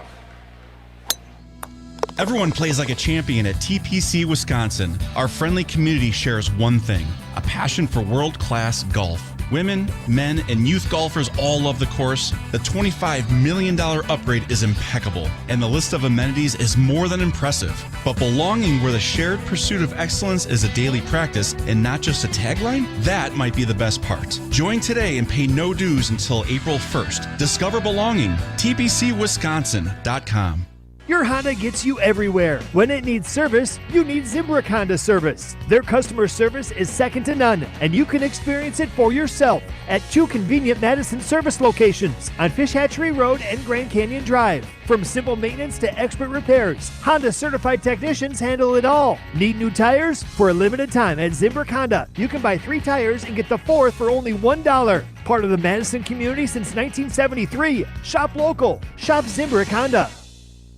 The team at Midwest Financial Group are values-based financial specialists that offer full-service financial solutions. This local independent firm has been dedicated to helping people achieve their financial, tax, and insurance goals for over 30 years. Visit mfgteam.com to learn more about how they can help set up your future for financial success. Advisory services offered through Commonwealth Financial Network, a registered investment advisor. Your state, your teams, your ESPN. The ESPN Wisconsin app. Customizable just to you. Find the ESPN Wisconsin app in the Apple or Android app stores today. 31-23, our score at the half. The Verona Wildcats leading the Middleton Cardinals. Verona looking for revenge on Middleton after the Cardinals beat them at home a month ago in overtime, 72-70. I'm Hunter Vaughn. With me, the Dean of Area High School Sports, Dennis Semrau. We're just about ready to start the second half of action here at Middleton High School. Thoughts quick before we start the second half. We talked about turnovers. Ended up 13-7 Middleton, and the points off turnovers 11-3 rather for Verona. There's your 8-point difference right there off turnovers. We said turnovers would be a huge part of this game, and they were in that first half, with Verona leading, and they'll start with the ball to begin the second half, and now going left to right. It was Verona that was worried about handling the pressure, and Middleton is the team that struggled with it. Taryn Jackson on the right wing. Wildcats working around the perimeter. Stremlow on the far corner. Jackson near wing. They get it inside to Boato. He has to kick it out to Stremlow. Attacks into the paint, and he takes an arm to the chest, so a foul on Middleton. Well, that didn't take long, 25 seconds. Oh, and John Grimes, the first foul of the half. His second of the night. Boato inbounding, gets it into Stremlow on the far corner, sends up a three, no good. Boato gets the rebound for Verona, and then he has a shot blocked by Parks. Middleton keeps it alive into the hands of Boato, and then a jump ball is called inside. It'll be a turnover now or change of possession to Middleton. That doesn't count as a turnover. You're the statistician, Dennis, right? The jump ball? Right. Just needed to double check that I was saying the correct phrasing that time. They get the jump on that. Just give him the rebound. Parks inside, has a shot blocked away by Jackson Connor. Verona with the ball. Taryn Jackson having to fight off the defender Caston. Oh. And then Caston steals it away for Middleton. Caston going the other way into the paint, kicks out for the open three, and Grimes can't get it to fall. Caston keeps the ball alive off of the leg of Andres, so Middleton keeps possession, trailing by 8, 31-23, 16:48 to go in the game. That's one of the first things we teach them in youth basketball, how to get it off there. We've seen 3 of those tonight so far.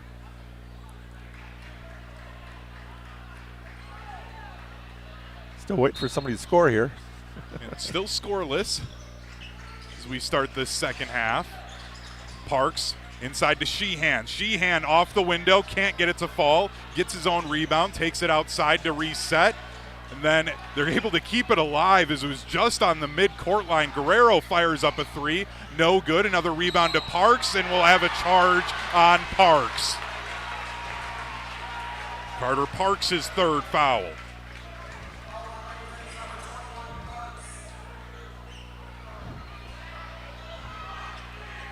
Still no points in this second half. 16:27, and now the official getting a towel to wipe up some sweat that's on the floor. Now, unlike the college and NBA, there's no towel boys. Yeah, we don't have the floor wipers. That's not a bad job to have in college. Get to watch college basketball for free, pick a little sweat once in a while, and you're on the floor at the end watching. Mm-hmm. Get to experience court storms if you're at the Kohl Center. Yeah. And they pay you for it probably. Court storms, yeah, that was sweet. Stremlow with the ball for Verona. He zigzags through the defense and the finger roll. Ole, ole, ole, ole. He just drove right through that. He owned it. It's up to a 10-point lead for Verona. Caston tries to answer. Can't with the layup. Verona with it. Jackson being harassed as he crosses the midline. Jackson at the free throw line. The floater rims off, no good. Stremlow the rebound, the putback. He connects. Will Stremlow all 4 of the second half points. Verona extending their lead up to 12 now. Caston falling over. Stremlow now with 11. That was Guerrero that time, falling over, gets fouled. He heads to the line to shoot 2. Maddox Boato with his 3rd foul.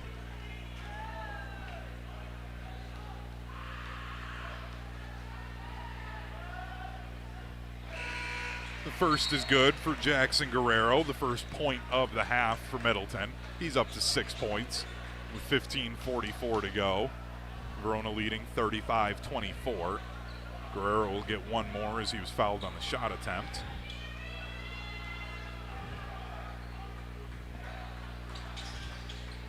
Nothing but net for Jackson Guerrero. Back to a 10-point lead. Stremlow to Jackson, and he travels. Just got a little too fast that time, Dennis. Had a 12-point lead, the largest of the game for either team. Now at 10, and now Middleton has a chance to cut it to single digits. Middleton's good enough offensively. They've scored over 100 points in back-to-back games. Grimes' floater is short. Rebound. A foul on the putback as Parks went up with it.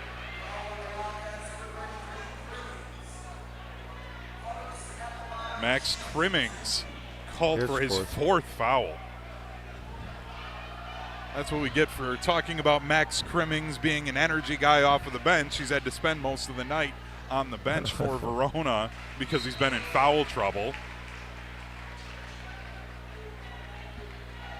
Carter Parks connects on the first free throw.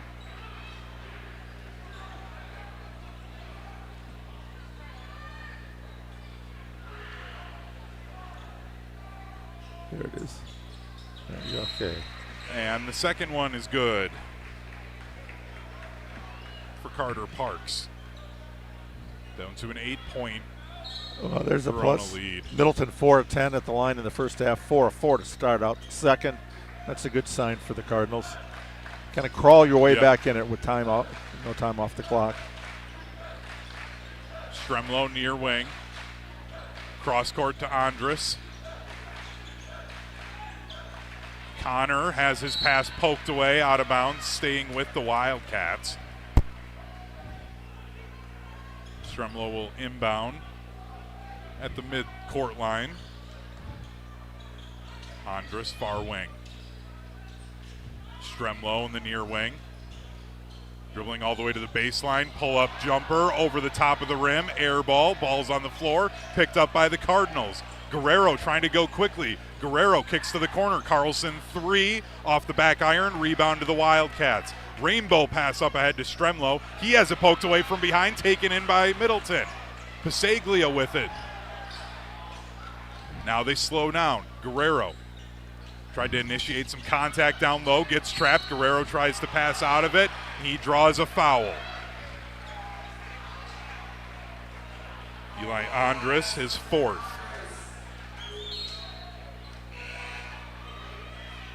This right, Verona's going to run out of players.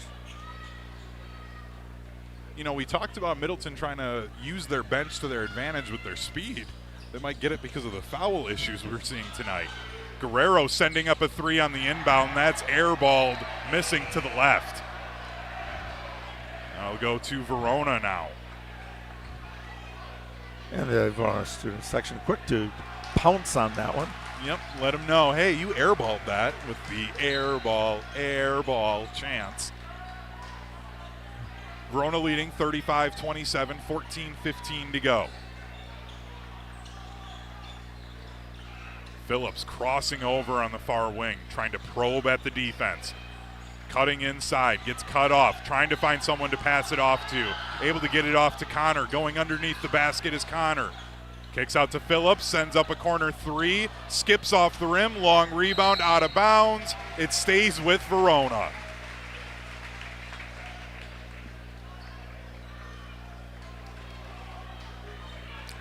He's going to be some sore puppies tomorrow. Yeah. There's a lot of banging around out there They're going to have to underneath. hit the ice bath. Oh. John Jack, right free throw line extended. Jackson between the circles to John Jack, but then Jackson traveled as he tried to pass the ball off. Another turnover by Verona. Tomorrow's going to be one of those days that you hope you don't have a weightlifting or gym class. Anything you have to extend. Like maybe a day off might be nice. A whistle on the inbound. Some arm fighting happening.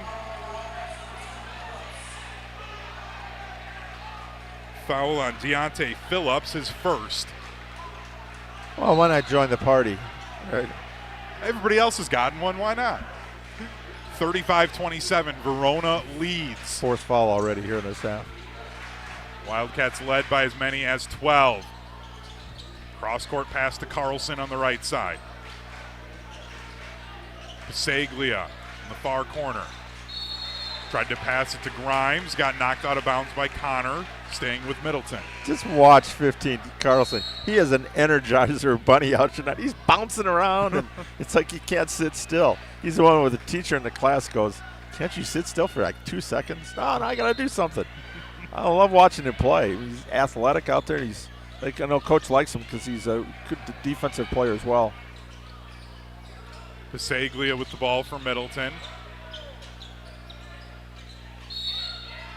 And a blocking foul. Yes. Blocking foul on Jackson as Caston tried to attack. Hope he didn't have anywhere to go afterwards. Like, we're going to be here for a while. No, foul. I don't. And the wife's out of town, so I'm living the bachelor life, bachelor Dennis. life, man, geez. I can get home at any time I want. Middleton with the ball after the blocking foul from Taron Jackson. Caston to the corner, Parks. Tried to go baseline, passes it around the horn, do the Cardinals. Guerrero going into the key, and he'll draw the shooting foul. Jackson Guerrero heading to the line to shoot two. You said, Dennis, Middleton a chance to attack here a little bit, get some easy ones with the free throws if they're able to knock those down. You're sending your best player to the line. Now that's his third foul for Jackson. They've got 3 with 3 and 1 with 4. And now Jackson at the line was 2 for 4 in the first half, made his first 2 in the second half. 3 for 3 now. That first one, nothing but net, which is what we say a lot for Jackson Guerrero. You're right. He's at the free throw line. 4th trip to the free throw line tonight, only 1 field goal. They're playing some pretty good in-your-face defense on him.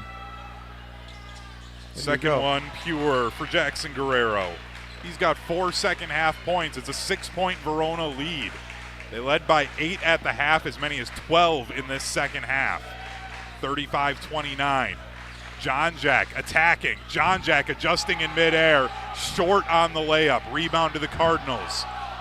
Cardinals trying to pass it off. Finally able to get out of the trap.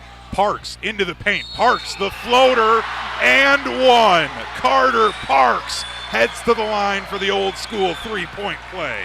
Well, last time he got caught for a player control foul on that. This time just kind of inched his body, wormed his way around, and drew the foul instead of causing it. Dennis, it's down to a 4-point Verona lead. Just what Verona needed, what Middleton needed now. Parks up to 6 points in the second half, 7 now. Carter Parks. 12 for the game. And Verona will call a timeout as Middleton goes on a run. It's just a 3-point game. We'll take a 30-second timeout. Verona still leads, but it's only by 3, 35-32. We're back in 30 seconds. This is Tuesday Night Hoops on Zimbrick Honda's presentation of PrepMania. Since 1956, Holman Lindsay Paints has been making paint in Wisconsin for Wisconsin. Because of their commitment to making great paint for Wisconsinites, Hallman Lindsay has grown over the years to 26 locations in this great state. Headquarters in Sun Prairie with a state-of-the-art facility, Hallman Lindsay has the paint you need to make your job better. From do-it-yourself to professional, Hallman Lindsay has paint for everyone. Visit one of their local locations today in Madison, Sun Prairie, Middleton, and Janesville. We're on the Packers. This 2 or 3 year window needs to yield a championship. Because we're on Wisconsin sports. When you bring back everybody, Mr. Policy is telling you we're winning a championship. Nobody covers the green and gold like 100.5 ESPN. A 9-0 Middleton run makes it a 3-point lead for Verona. Here on Tuesday Night Hoops. Phillips. Stremlow left wing. Pull-up jumper, skipping off the iron. Alexander grabs the board. Back to Stremlow. Stremlow fading away, missing left. Connor grabs that rebound, keeping it for Verona. Connor spinning inside. Picks up his dribbles. Turnaround, fadeaway, good. Jackson Connor ends the bleeding. 5-point Verona lead. Middleton tries to answer with a 3. Can't get that one to connect. And then a foul's called.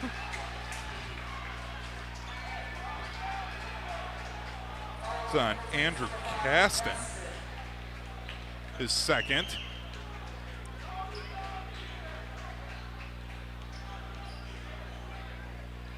John Jack on the right free throw line extended. Stremlow between the circles to John Jack again. Verona working that perimeter. Stremlow trapped for a moment in the corner, able to get it off to John Jack. John Jack losing his dribble, has to get it outside to Phillips. Phillips through some contact, he'll head to the line to shoot 2. Deontay Phillips attacking inside, got knocked over as he was putting his shot up. It's the 4th foul on Carter Parks.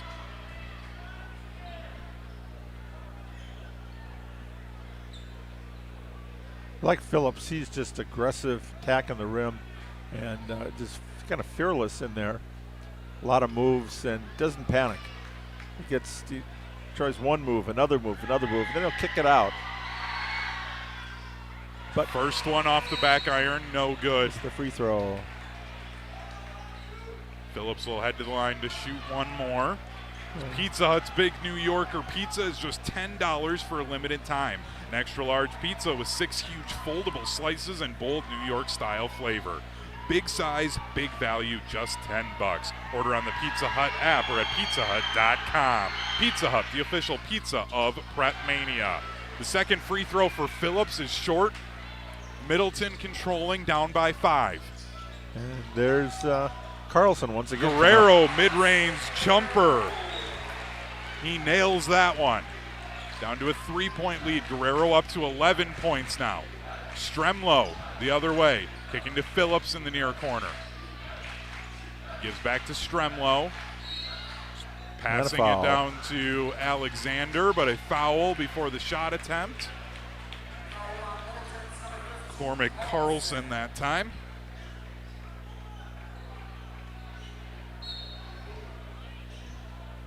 $11 minutes to go. Middleton is in the bonus. Verona's getting ready to be in the bonus. Verona leading by 3, 37-34. They led by as many as 12 points in this second half. 10:48 to go. Phillips, the top of the key.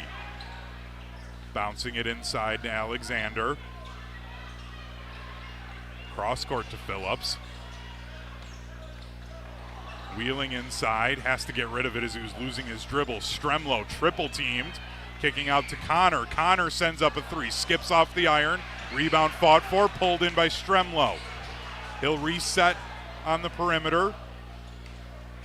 Verona will try and set things up again after they get that rebound.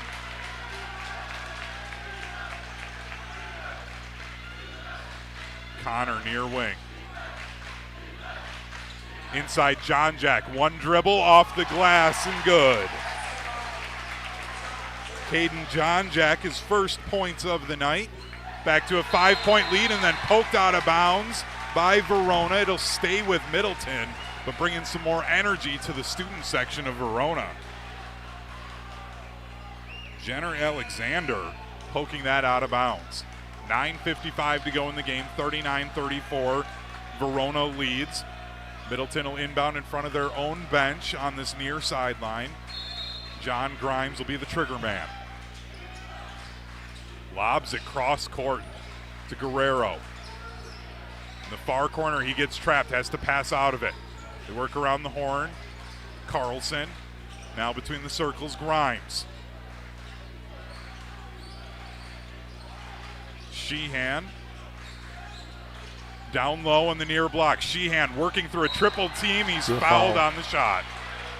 He'll head to the line to shoot 2. Through a triple team. Luke Sheehan getting a shot up.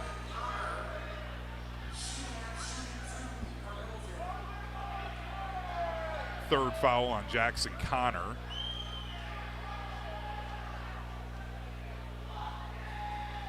And we're about to foul number 8 now. Sheehan's free throw rims out. This is Zimbrick Honda's presentation of PrepMania, also brought to you by Stoughton Health. They've been providing trusted care close to home, and they are proud to support the student athletes from around the area. From rehab to ortho care, Stoughton Health provides comfort and convenience locally. Visit stoughtonhealth.com to learn more today. The second one also rimming out for Sheehan. Verona grabbing the board, leading by 5. Sheehan still scoreless, 0 for 3 at the line. Just can't get the ball to fall. Even that little layup there when he was triple teamed kind of rimmed out. Taryn Jackson, Stremlow on the right wing. Here's a foul. He tries to split a double team and draws a foul. Will Russell. His second.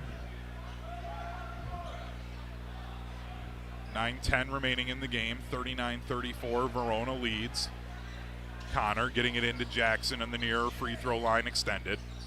And we're shooting free throws the rest of the way, both teams in the bonus. Stremlow nice attacking drive. inside, too strong. Cardinals pull the board in. Grimes on the right wing. Fires up the 3, skips off the rim. Alexander gets the board. Verona with it. Jackson jogging across the center line from left to right. Phillips thought about a 3 for the moment, but sends back to Jackson. Jackson attacking inside. The runner can't go. Stremlow with it. Stremlow spinning inside, fading away, short. Rebound fought for on the deck. We're going to have a jump ball. That'll go to Verona. So they keep possession with 8:32.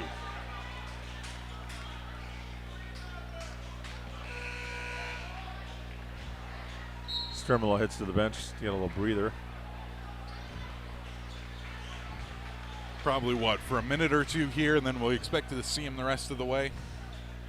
Yeah, we don't have those 8 4-minute timeouts you have in college basketball where they could get him out to the timeout and get him back in.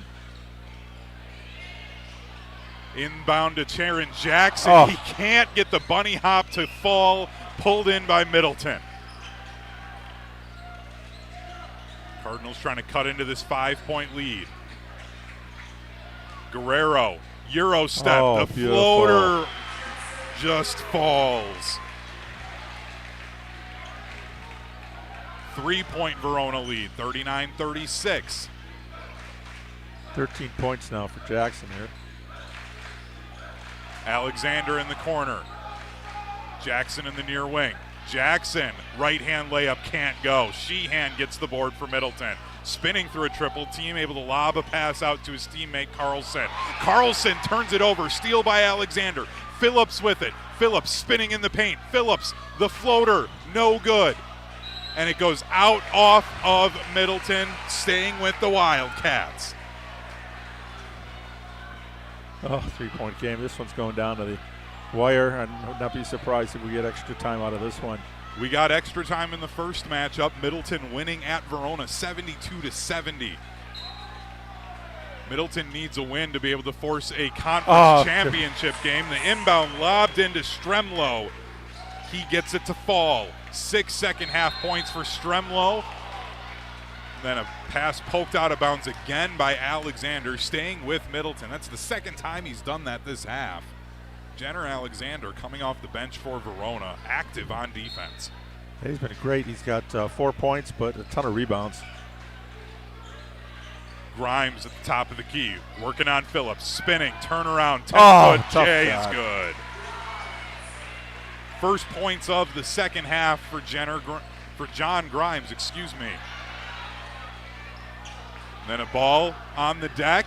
Stremlow picks it up, sends up a shot. That's no good, but he's able to get the rebound and put it in. Still a 5-point lead for Verona inside 7 minutes to go, 43-38. Caston on the elbow, kicking out for an open three. That's too strong. Rebound fought for, pinballs around. Grimes, the mid-range J, no good. Another rebound to Middleton and a foul underneath. Carter Parks will head to the free throw line.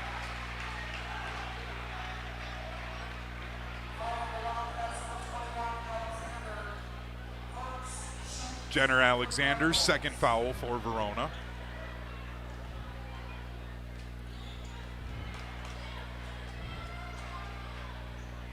The first for Parks, too strong, but he'll get one more.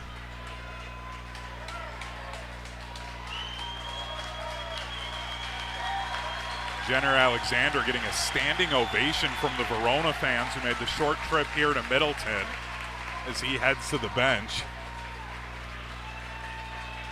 Carter Parks' second is short. Stremlow pulling in the board for the Wildcats. Connor, left free throw line extended. Inside to Taryn Jackson. He can't get the jumper to fall. And Parks snags another rebound for Middleton. He's going to head to the line again to shoot two. We're in double bonus now. Taryn Jackson with 4 fouls for for Verona. So Eli Andrus, Taryn Jackson, and Max Crimmings all with 4 fouls for the Wildcats. Dennis, you said it early in this second half. Middleton keeps attacking and draws fouls. That's how they're going to get back in this game. Got to make the free throws. Now this time Parks makes his first one. Down to a 4-point Verona lead. Parks with 11 points for the Cardinals. 6:28 to go. Parks a chance to make this a 3-point game. That one no good. Verona with the board.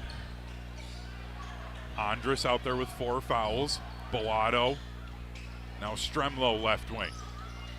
Stremlow wheeling inside. Through a quadruple team, draws a foul. He'll shoot 2.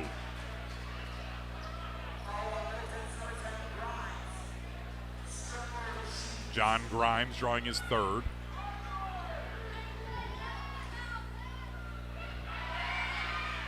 Stremlow hits the first.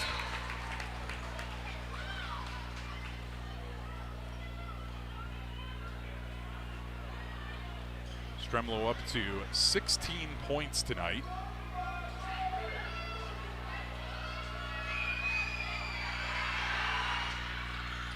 Stremlow can't get the second one to fall. Middleton has the ball. Long pass up ahead to Guerrero. Step back 3, fakes it. No, he'll send it off to Caston. Caston, Euro step inside, off the glass. Sweet. First points of the night for Andrew Caston. Didn't come at a better time. Stremlow fading away like Dirk Nowitzki, and it falls. Will Stremlow, 11 second half points. Guerrero gets called for a charge. Tried to drive inside and hit an open Caston in the corner. His second foul, team 8th. 2 more fouls and will be double bonus both ways. Got to clear the floor here. Again, a little bit of sweat after that charge. 46-41, Verona leads Middleton with 5:41 to go. We've got a Madison College timeout with 5:41 to go. It's the first one for Verona, just a 30-second timeout, so we'll keep it right here. Madison College has been around for over 100 years right here in our community. They've grown to 7 campuses all across South Central Wisconsin, including 3 here in Madison. Whether you're starting fresh or leveling up your career, Madison College is here for you. Learn more at madisoncollege.edu. That's madisoncollege.edu. Dennis, what do the Cardinals need to do to try and get over this 5-point hump that they've just kind of been stuck on, it feels like? I mean, they've gotten it to 3, but it's been 3 to 5 to 3 to 5. Need a stop on defense. So you need what one of the coaches called a turkey. 3 strikes in bowling. Well, they call it turkey, and you get 3 stops in a row here in basketball, and they could use one of those right now.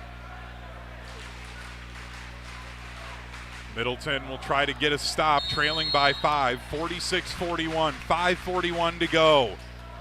The Wildcats looking for revenge on the Cardinals. Boato, top of the key. Phillips, right wing. Tried to zigzag inside, stolen away by Middleton. Sheehan pulls up at the elbow, and he has it stolen away by Semrau. Semrau on the fast break, and he can't get the dunk to go, but he heads to the line. Luke Sheehan gets called for the foul. His third. Will Semrau's not the guy you want to send to the line if you're trying to mount a comeback for Middleton.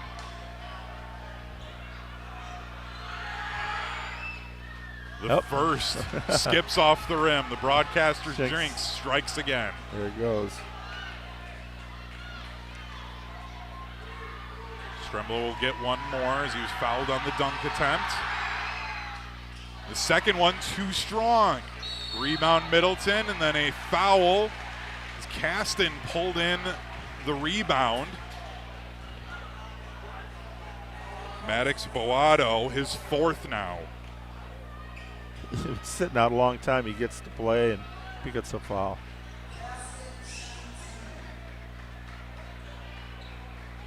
Four players for Verona with 4 fouls.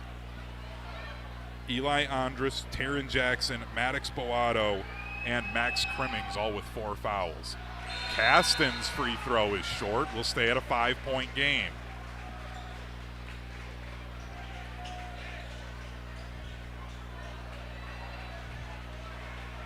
.5:16 remaining, 46-41, Verona leads. They led by as many as 12 in the second half. The second, no good. Rebound to Middleton. Caston up at the top of the key. Takes it into the elbow. Inside Guerrero, and he draws the foul on a shot attempt.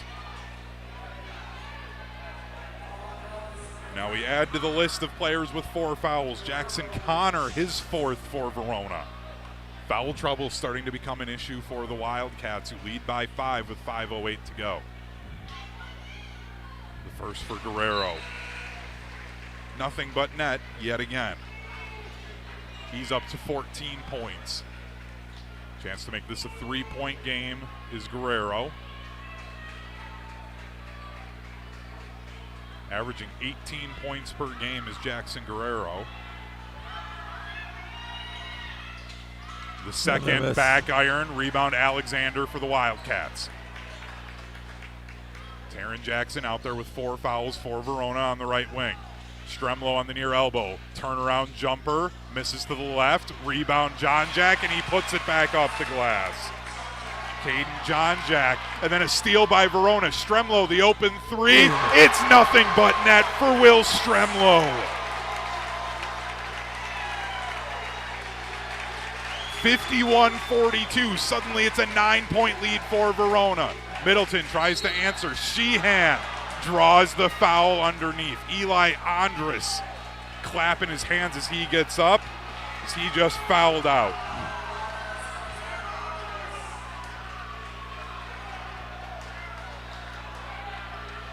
Luke Sheehan heading to the line. With 4:33 to go, all of a sudden it's a 51-42 lead for Verona.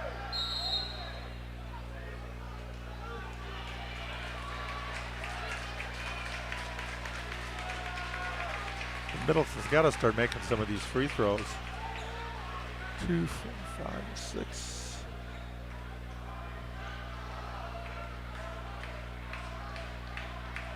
Sheehan's first point of the night for Luke Sheehan. He averages 5.8 points per game for the Cardinals. And the second is short. Rebound rattling around. Verona pulls it down. Stremlo zigzags through a defense, spins at the top of the key, and he carried. Turnover by Verona.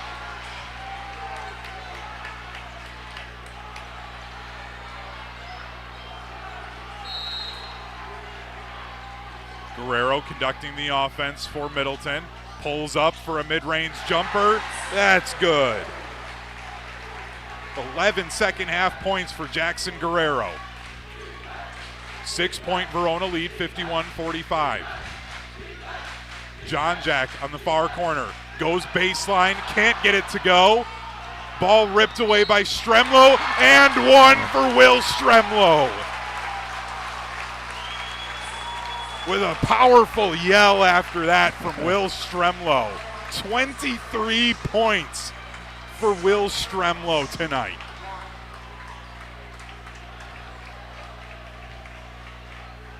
It's an 8-point Verona lead. 3:58 to go.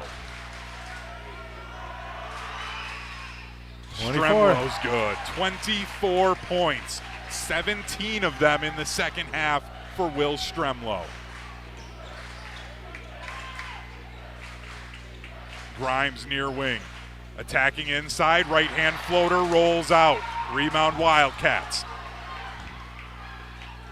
John Jack up to Connor, adjusting through some contact, can't get it to go.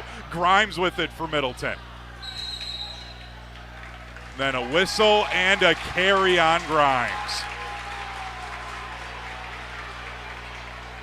Another turnover by Middleton, 3:33 to go, 54-45. Verona leads Middleton. Just when they were hanging around, the turnover bug bites them in the butt. You got a 5-point Jackson, swing. the floater from the free throw line, can't get it to go. Alexander, another board off the window. No. Rebound pulled in by Verona. They'll get it back out to the perimeter and reset their offense. Stremlo right at the point, gets fouled as he was trying to split a double team. Jackson Guerrero is third. And we're shooting two the rest of the way, both teams. With 3:14 to go.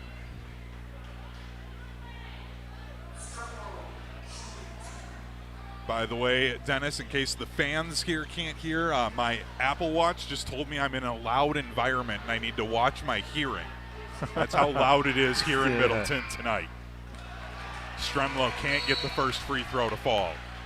He'll get one more, though, as again we're in the double bonus for both teams.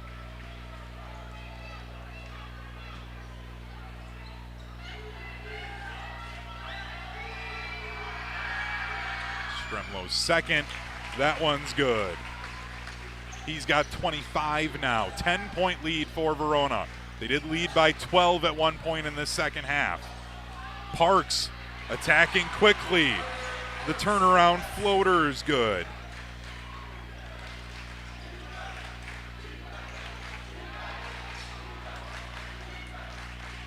Jackson Connor handing off to Stremlo, wheeling into the baseline. Through a triple team, can't get the first one to go.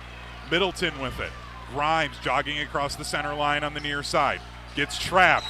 Grimes calls a timeout, but he lost the ball first. Another turnover by Middleton.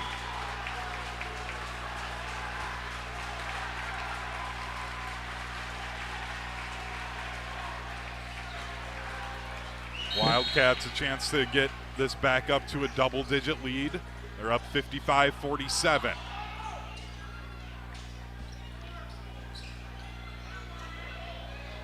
Connor, far free throw line extended. Cross court over the head of Stremlo into the Verona bench. A turnover by Verona now.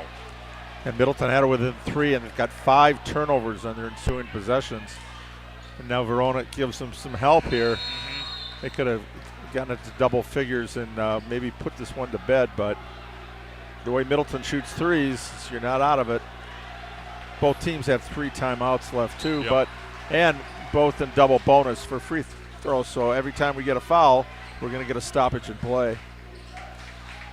Which definitely helps the Cardinals as they try to come back. Guerrero attacking, and it's a blocking foul on Taron Jackson. He fouls out of the game. He finishes with 9 points, all of them in that first half.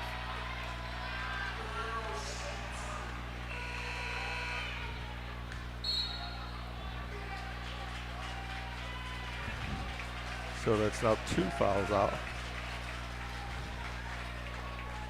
Andres had fouled out with no points. Yes. So 2 out. But Verona's still hanging. If you can have guys foul out, you like to have a nice lead. But if they had a foul, who are you going to pick? Because everybody, you foul somebody, you're going to foul out. Guerrero's first is good. It's down to a 7-point Verona lead. 2:16 to go in the game. And the second one, too strong. Rebound, ricochets around. Alexander pulls it in, but then loses it off the leg of a Middleton Cardinal, and it will stay with Verona. An official's going to come in from the other side, though. We might get this overturned. And it is overturned. It will go to the Cardinals now.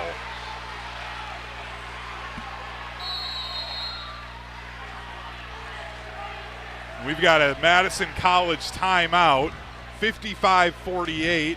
It's a 30-second timeout. We're going to keep it right here as this is Tuesday Night Hoops on Zimbrick Honda's presentation of PrepMania. Zimbrick Honda's been a proud part of the Madison community since 1973. They're your one-stop shop for over 250 new Hondas to choose from. Whether you're looking for a sedan, SUV, or truck, their selection of new vehicles is second to none. Browse their car selection online at ZimbrickHonda.com. Shop local, shop Zimbrick Honda. Dennis, 7-point game. Verona leads 55-48 with 2:13 to go. And Middleton's got the ball here. Who are you drawing this up for if you're head coach Kevin Bavery? You just want a good shot. You want something on the perimeter. I don't know if you draw it up for anybody because anybody out on the floor right now can shoot the 3. And Jackson's inbounding it, so maybe they'll set a screen for him coming off the inbound in the corner. They get it into the corner. Parks.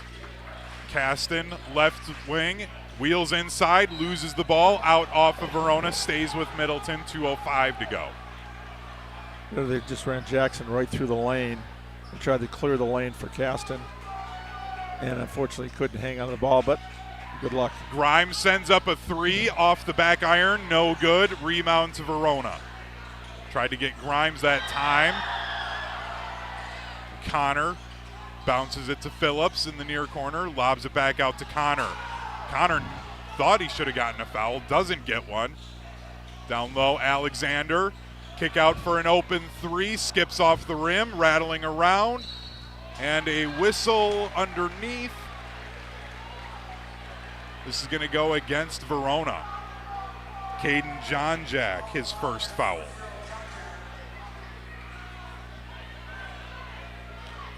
Minute 38 to go. Verona leading 55-48. Don't even know why they took the 3 there. Right now it's just, you're trying to run clock.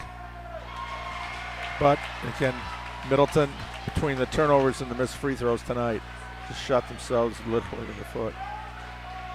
And the first one missing for Grimes. The second one goes for John Grimes.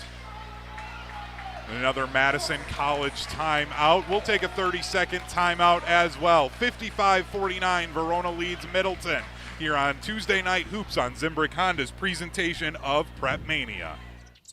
Bucky wants a Honda with lots of headroom. Zimbrick, Fish Hatchery Road.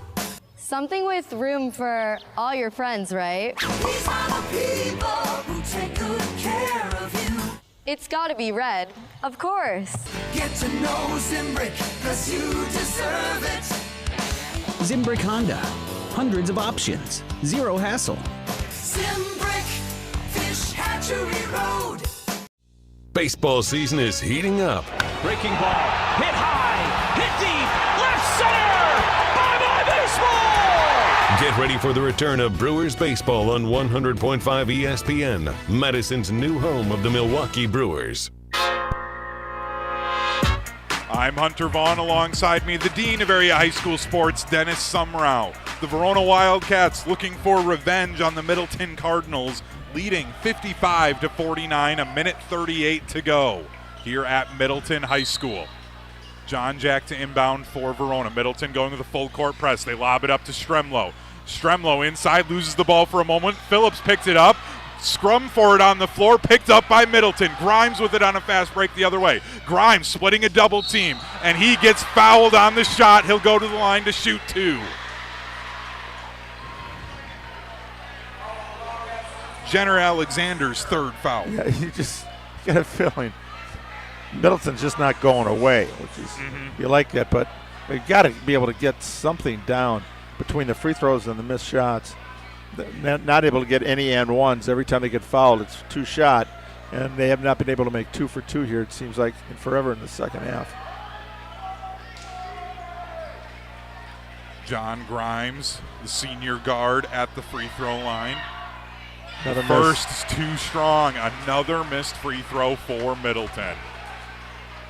He's 3 of 5 in the second half. Grimes to shoot one more. There he goes. That one is good. Grimes getting the second to fall. 5-point game. A minute 25 to go. The inbounds, they'll say, went off of Middleton. They'll stay with Verona. Verona timeout. 2-possession game here. A Verona Madison College timeout with a minute 23 to go, leading 55-50. For over a century, one family has helped generations move forward. With upfront pricing and professional crews, Christofferson Moving and Storage handles the heavy lifting so you can focus on what's next. Christofferson Moving and Storage, your best move since 1906. Get your complimentary quote at ChristoffersonMoving.com. So, Dennis, I would assume here, and correct me if I'm wrong, I know you will, if you're the Verona Wildcats right now, you're just saying get the ball into Will Semrau, force them to have to foul Will with a minute 23 to go. Yeah, just get the ball in and then just take care of the ball. Hang on. They're going to be trying to hack and foul and whatever. And all you got to do is just keep possession, draw the foul, and you're going to go get at least a chance to make 2 points and just trade baskets right here.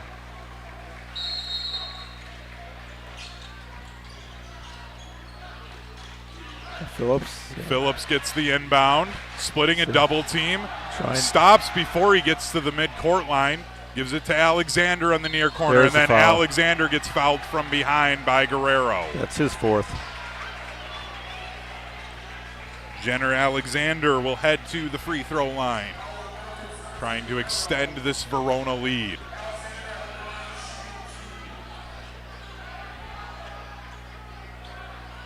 Been a rebounding machine tonight for the Wildcats, being able to fill in with Boato and company.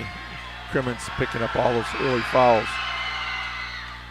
But too strong on the first for Alexander. Keeps it at a 5-point game. He'll shoot one more. Both teams in the double bonus. Also, possession arrow is pointing the way of the Cardinals. The second too strong again. Middleton gets the rebound. Guerrero travels as he was trying to get out of a triple team. A turnover by Middleton.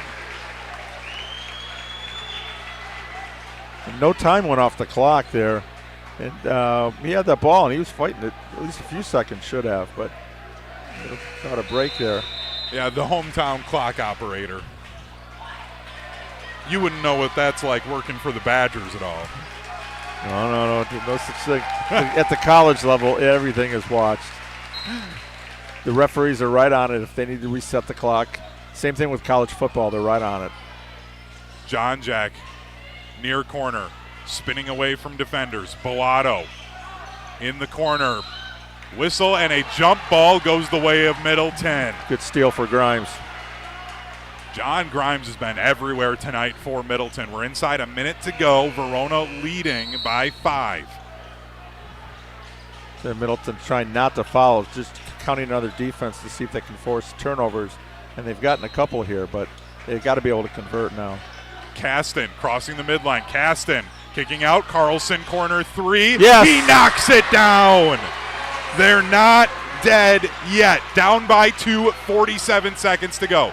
Phillips crosses the midline, gets trapped, a whistle, and a foul.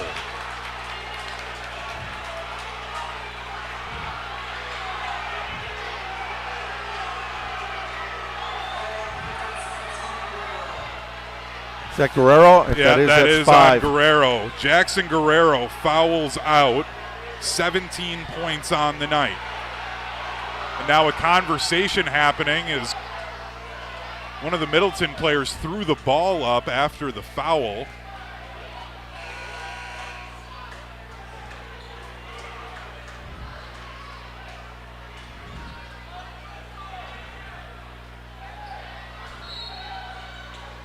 So we won't have a technical, even though the Verona fans were asking for one. Deontay Phillips heads to the free throw line, leading by 2 with 43 seconds left.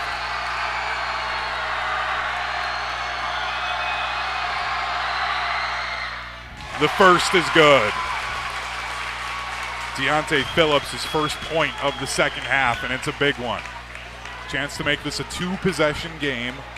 Up by 3, 43.8 seconds to go for Deontay Phillips and the Wildcats.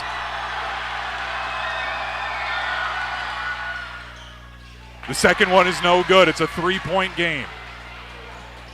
Kasten, Carlson, Grimes drives baseline. Right hand off the glass is good. It's a 1-point game. Stremlow down to 30 seconds. Stremlow crosses inside. Gives it off to Alexander. Bounce pass into John Jack. Phillips on the wing, and he gets fouled by Kasten. 20.6 seconds to go. Verona leads 56-55. Deontay Phillips just missed the second of his 2 free throws. He heads back to the line to shoot 2.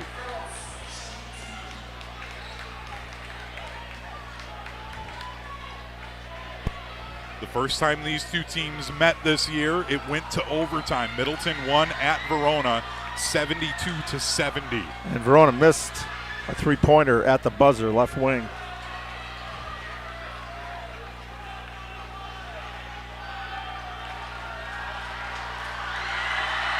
Phillips at the line for the Wildcats. The first is no good. So Middleton has 1 timeout remaining, and it's a full. And they're going to take the Madison College timeout now to try and ice Deontay Phillips of Verona. And set up a last play as well. Yep, they'll try and ice the sophomore at the free throw line with a full timeout. Down by 1 are the Cardinals. Verona led in this second half by as many as 12 points, but Middleton just would not go away. 35-23 was the largest lead for either team tonight. Middleton had a 14-4 lead in the first half. But the Cardinals just kept hanging, even though constant turnovers and the fact they haven't been able to make a lot of free throws. They've been to the line so many times. 4, 6, 8, 10, 12, 14, 16, 18, 20, 24, 26 attempts in the second half. Dennis, with that then, because they've struggled at the line, you've known Kevin Bavery for a long time. Is he somebody that would say, let's try and get a jump shot to win this game? Or does he still want them attacking, force the officials to make a call? You still want to attack because you want an and one. If you can make it and get free throw and get a 3-point play. They're 13 out of 26 in the second half. And that is not a Kevin Bavery type team, and something he is going to point to right away. You have to hang on to the ball, and you got to make your free throws. And despite all of that, and how many points they gave up off turnovers tonight, they're only down by 1 here with 20 seconds to go. Sophomore Deontay Phillips at the line to shoot a free throw. Chance to make this a 2-point lead for Verona with 20.6 seconds to go. Verona leads 56-55. He's 3 of 4 tonight from the line. That one rattles home for Phillips, 57-55. Inbound to Grimes. Parks, 15 seconds to go.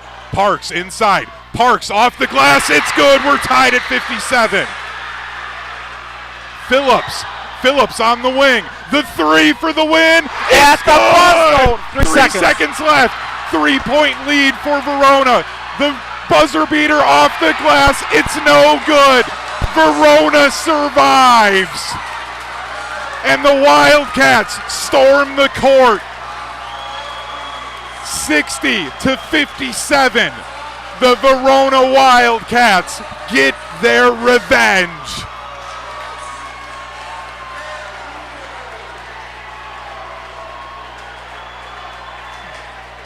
The sophomore Deontay Phillips hitting the three with 5 seconds left for the game winner. Misses 2 free throws. They ice him, but he makes a free throw. Middleton comes down and gets a point to tie it, and then boom, he comes down and hits the game winner. So they missed the three-pointer in overtime to win on their court and make the three-pointer this time on Middleton's court. 60-57. The Verona Wildcats lost the first meeting 72-70 in overtime at home, and they get their revenge on the Middleton Cardinals in Middleton 60-57. The sophomore Deontay Phillips hitting the game-winning three with 5 seconds left to give the Wildcats the win. They move to 13-3 in the Big 8. Now Middleton falling to 13-2. What a game, Dennis. This rivalry does not disappoint. No, it does not. 60-57. Again, the Verona Wildcats getting the win over their rivals, the Middleton Cardinals. I'm Hunter Vaughn, here with me, the Dean of Area High School Sports, Dennis Semrau. We're going to take a quick break. We'll tabulate the final stats here tonight, and when we come back, we will name our Pizza Hut player of the game. Again, Verona winning 60-57 over the Middleton Cardinals on Tuesday Night Hoops on Zimbrick Honda's presentation of PrepMania. Bucky wants a Honda with lots of headroom. Zimbrick, Fish Hatchery Road. Something with room for all your friends, right? These are the people who take good care of you. It's gotta be red, of course. Get to know Zimbrick, 'cause you deserve it. Zimbrick Honda. Hundreds of options. Zero hassle. Zimbrick, Fish Hatchery Road. Want to join the fastest growing home solar company in the nation and work in the fastest growing industry in the world? Everlight Solar has open positions in the Madison area and in their newly open Milwaukee location. As Wisconsin's largest home solar company, Everlight Solar offers great opportunities to gain new skills and advance your career. Don't miss the chance to join the Everlight Solar team. Visit everlightsolar.com to apply today. Save money, save the planet, and start with Everlight Solar. My overall experience with Gruber Law Offices has been phenomenal. The treatment was excellent. They will be supportive of you. They will listen to you. It was a great experience knowing that I had people to help me. I know I could count on them to do what I needed to get done. Experience with Gruber was great. They gave me my life back. It was amazing. He gets results. We know how to win. If you've been injured, call Gruber Law Offices. One call, that's all. Gruber Law Offices had my best interests at heart. For over a century, one family has helped generations move forward. Christofferson Moving and Storage. They've built a legacy of trust, celebrating 120 years in 2026. With transparent, upfront pricing, highly trained professional crews, and flexible services designed around you, they protect your home and belongings with expert care and clear communication every step of the way. Let them handle the heavy lifting so you can focus on what's next. Christofferson Moving and Storage. Your best move since 1906. Get your complimentary quote at christoffersonmoving.com. When you or a loved one are faced with an unexpected injury or illness, Stoughton Health's urgent care is there for you. Stoughton Health has 4 convenient urgent care locations for the care you need without the wait. We have urgent care locations in Stoughton, Oregon, McFarland, and Cottage Grove with extended hours to fit your schedule. Stoughton Health accepts over 160 insurances, including Dean Health Plan, Quartz, Humana, and more. Please visit stoughtonhealth.com for more information. Stoughton Health, creating excellence together. In the next 30 seconds, I'm going to tell you how to save money and save the planet. It's simple. Ditch your energy bill and make the switch over to Everlight Solar. While electricity prices keep rising, Everlight Solar will give you the chance to take ownership of your power while also reducing your carbon footprint.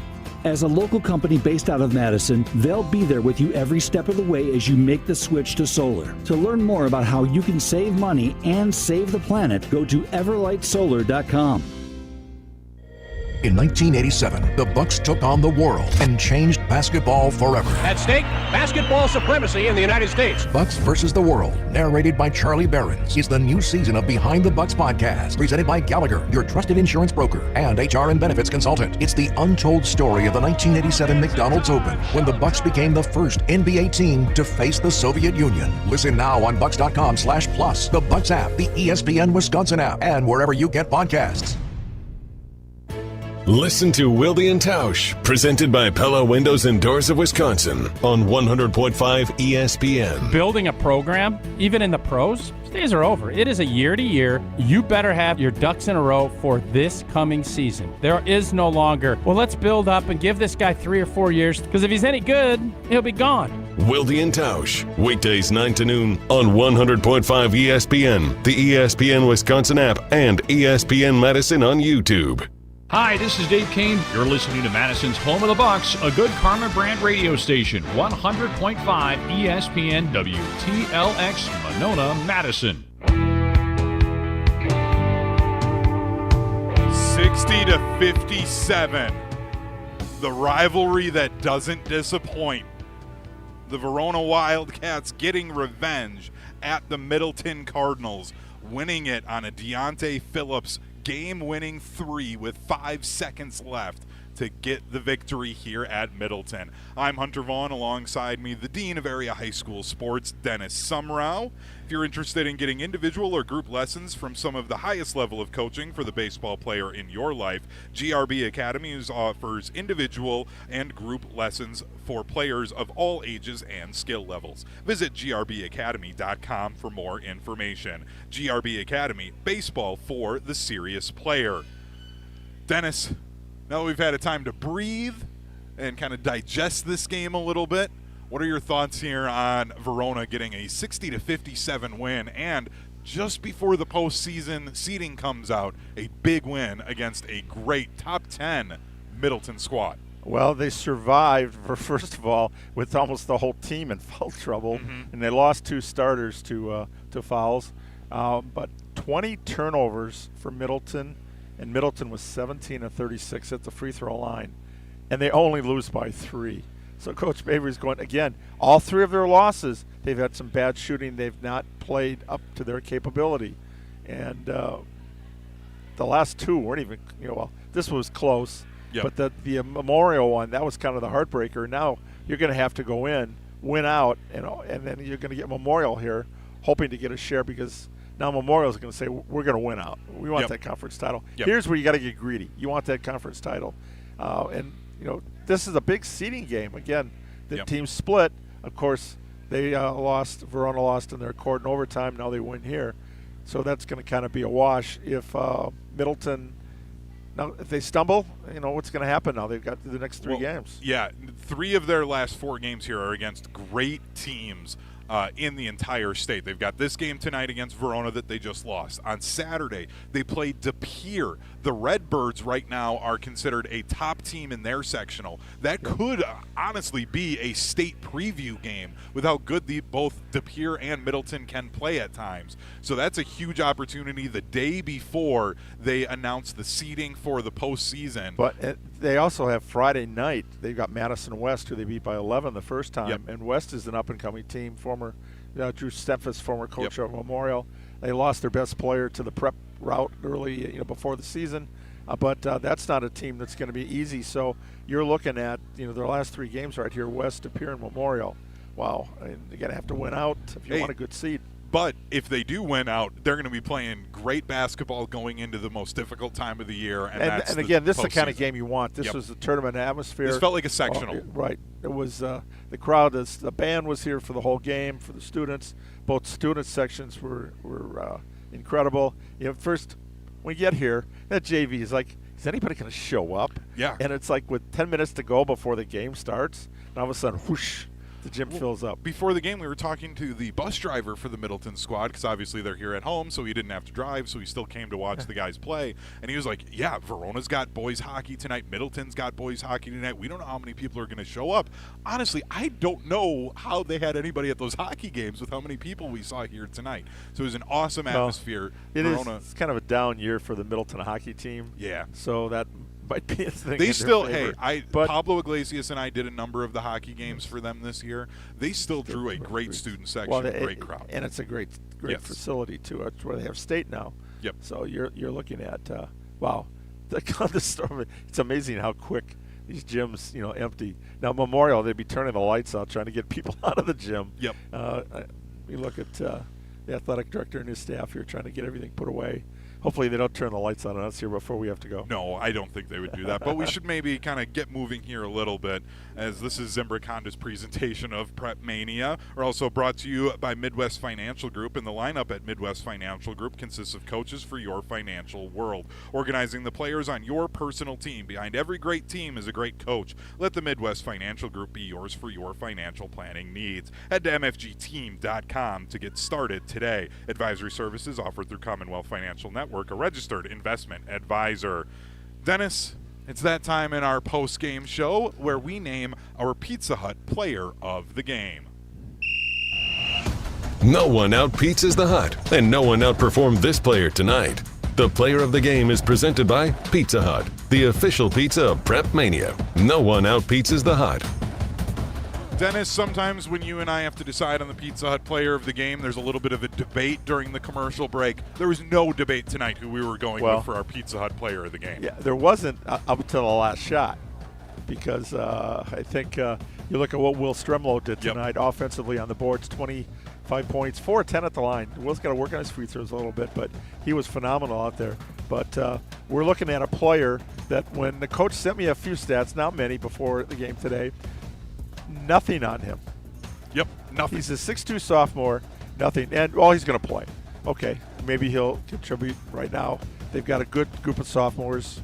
And, wow, you get a game-winning shot. You think you deserve the player of the game? Absolutely. Deontay Phillips, our Pizza Hut player of the game. He scored 14 points, had 9 in the first half, 5 in the second half, made 1 of 2 free throws, and then 1 of 2. So when he makes the first one and then misses, Middleton comes down, gets the shot, and you're like, okay, it's going to come down to the last second. Now, do you call a timeout or not? Most coaches will say, let the kids play, because the defense is scrambling. You might get a guy wide open. How many times are you going to get a look like he got? But still, that was a blue blood shot in his veins. So remember the name, number 2, Deontay Phillips, the 6'2 sophomore.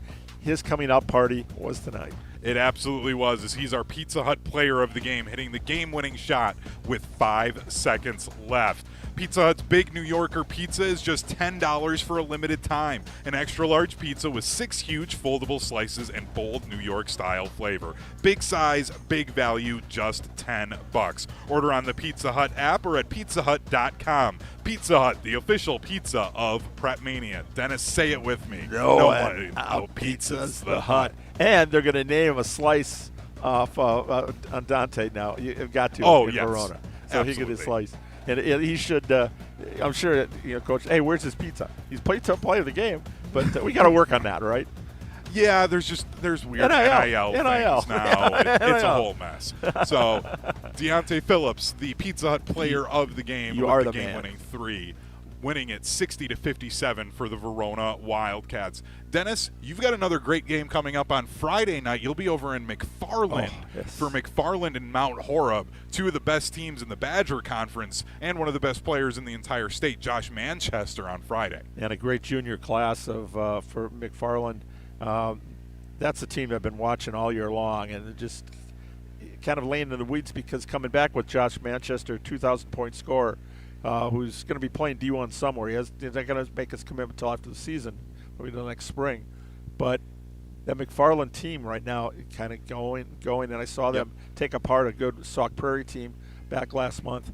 So, but Mount Horeb, Josh is back. He's been out after dislocating his shoulder again, which he did last year in the playoffs. Came back and hit 33 in his first game. So I can't wait to see what he's going to do. Well, and McFarland also number 4 in our Pizza Hut Power Rankings this week. Mount Horeb sitting at number 8 in this week's Pizza Hut Power Rankings. So two of the best teams in the area going head-to-head on Friday night. Yeah, so we're going to McFarland. Paul Ackley, athletic director, football coach, always take good care of us.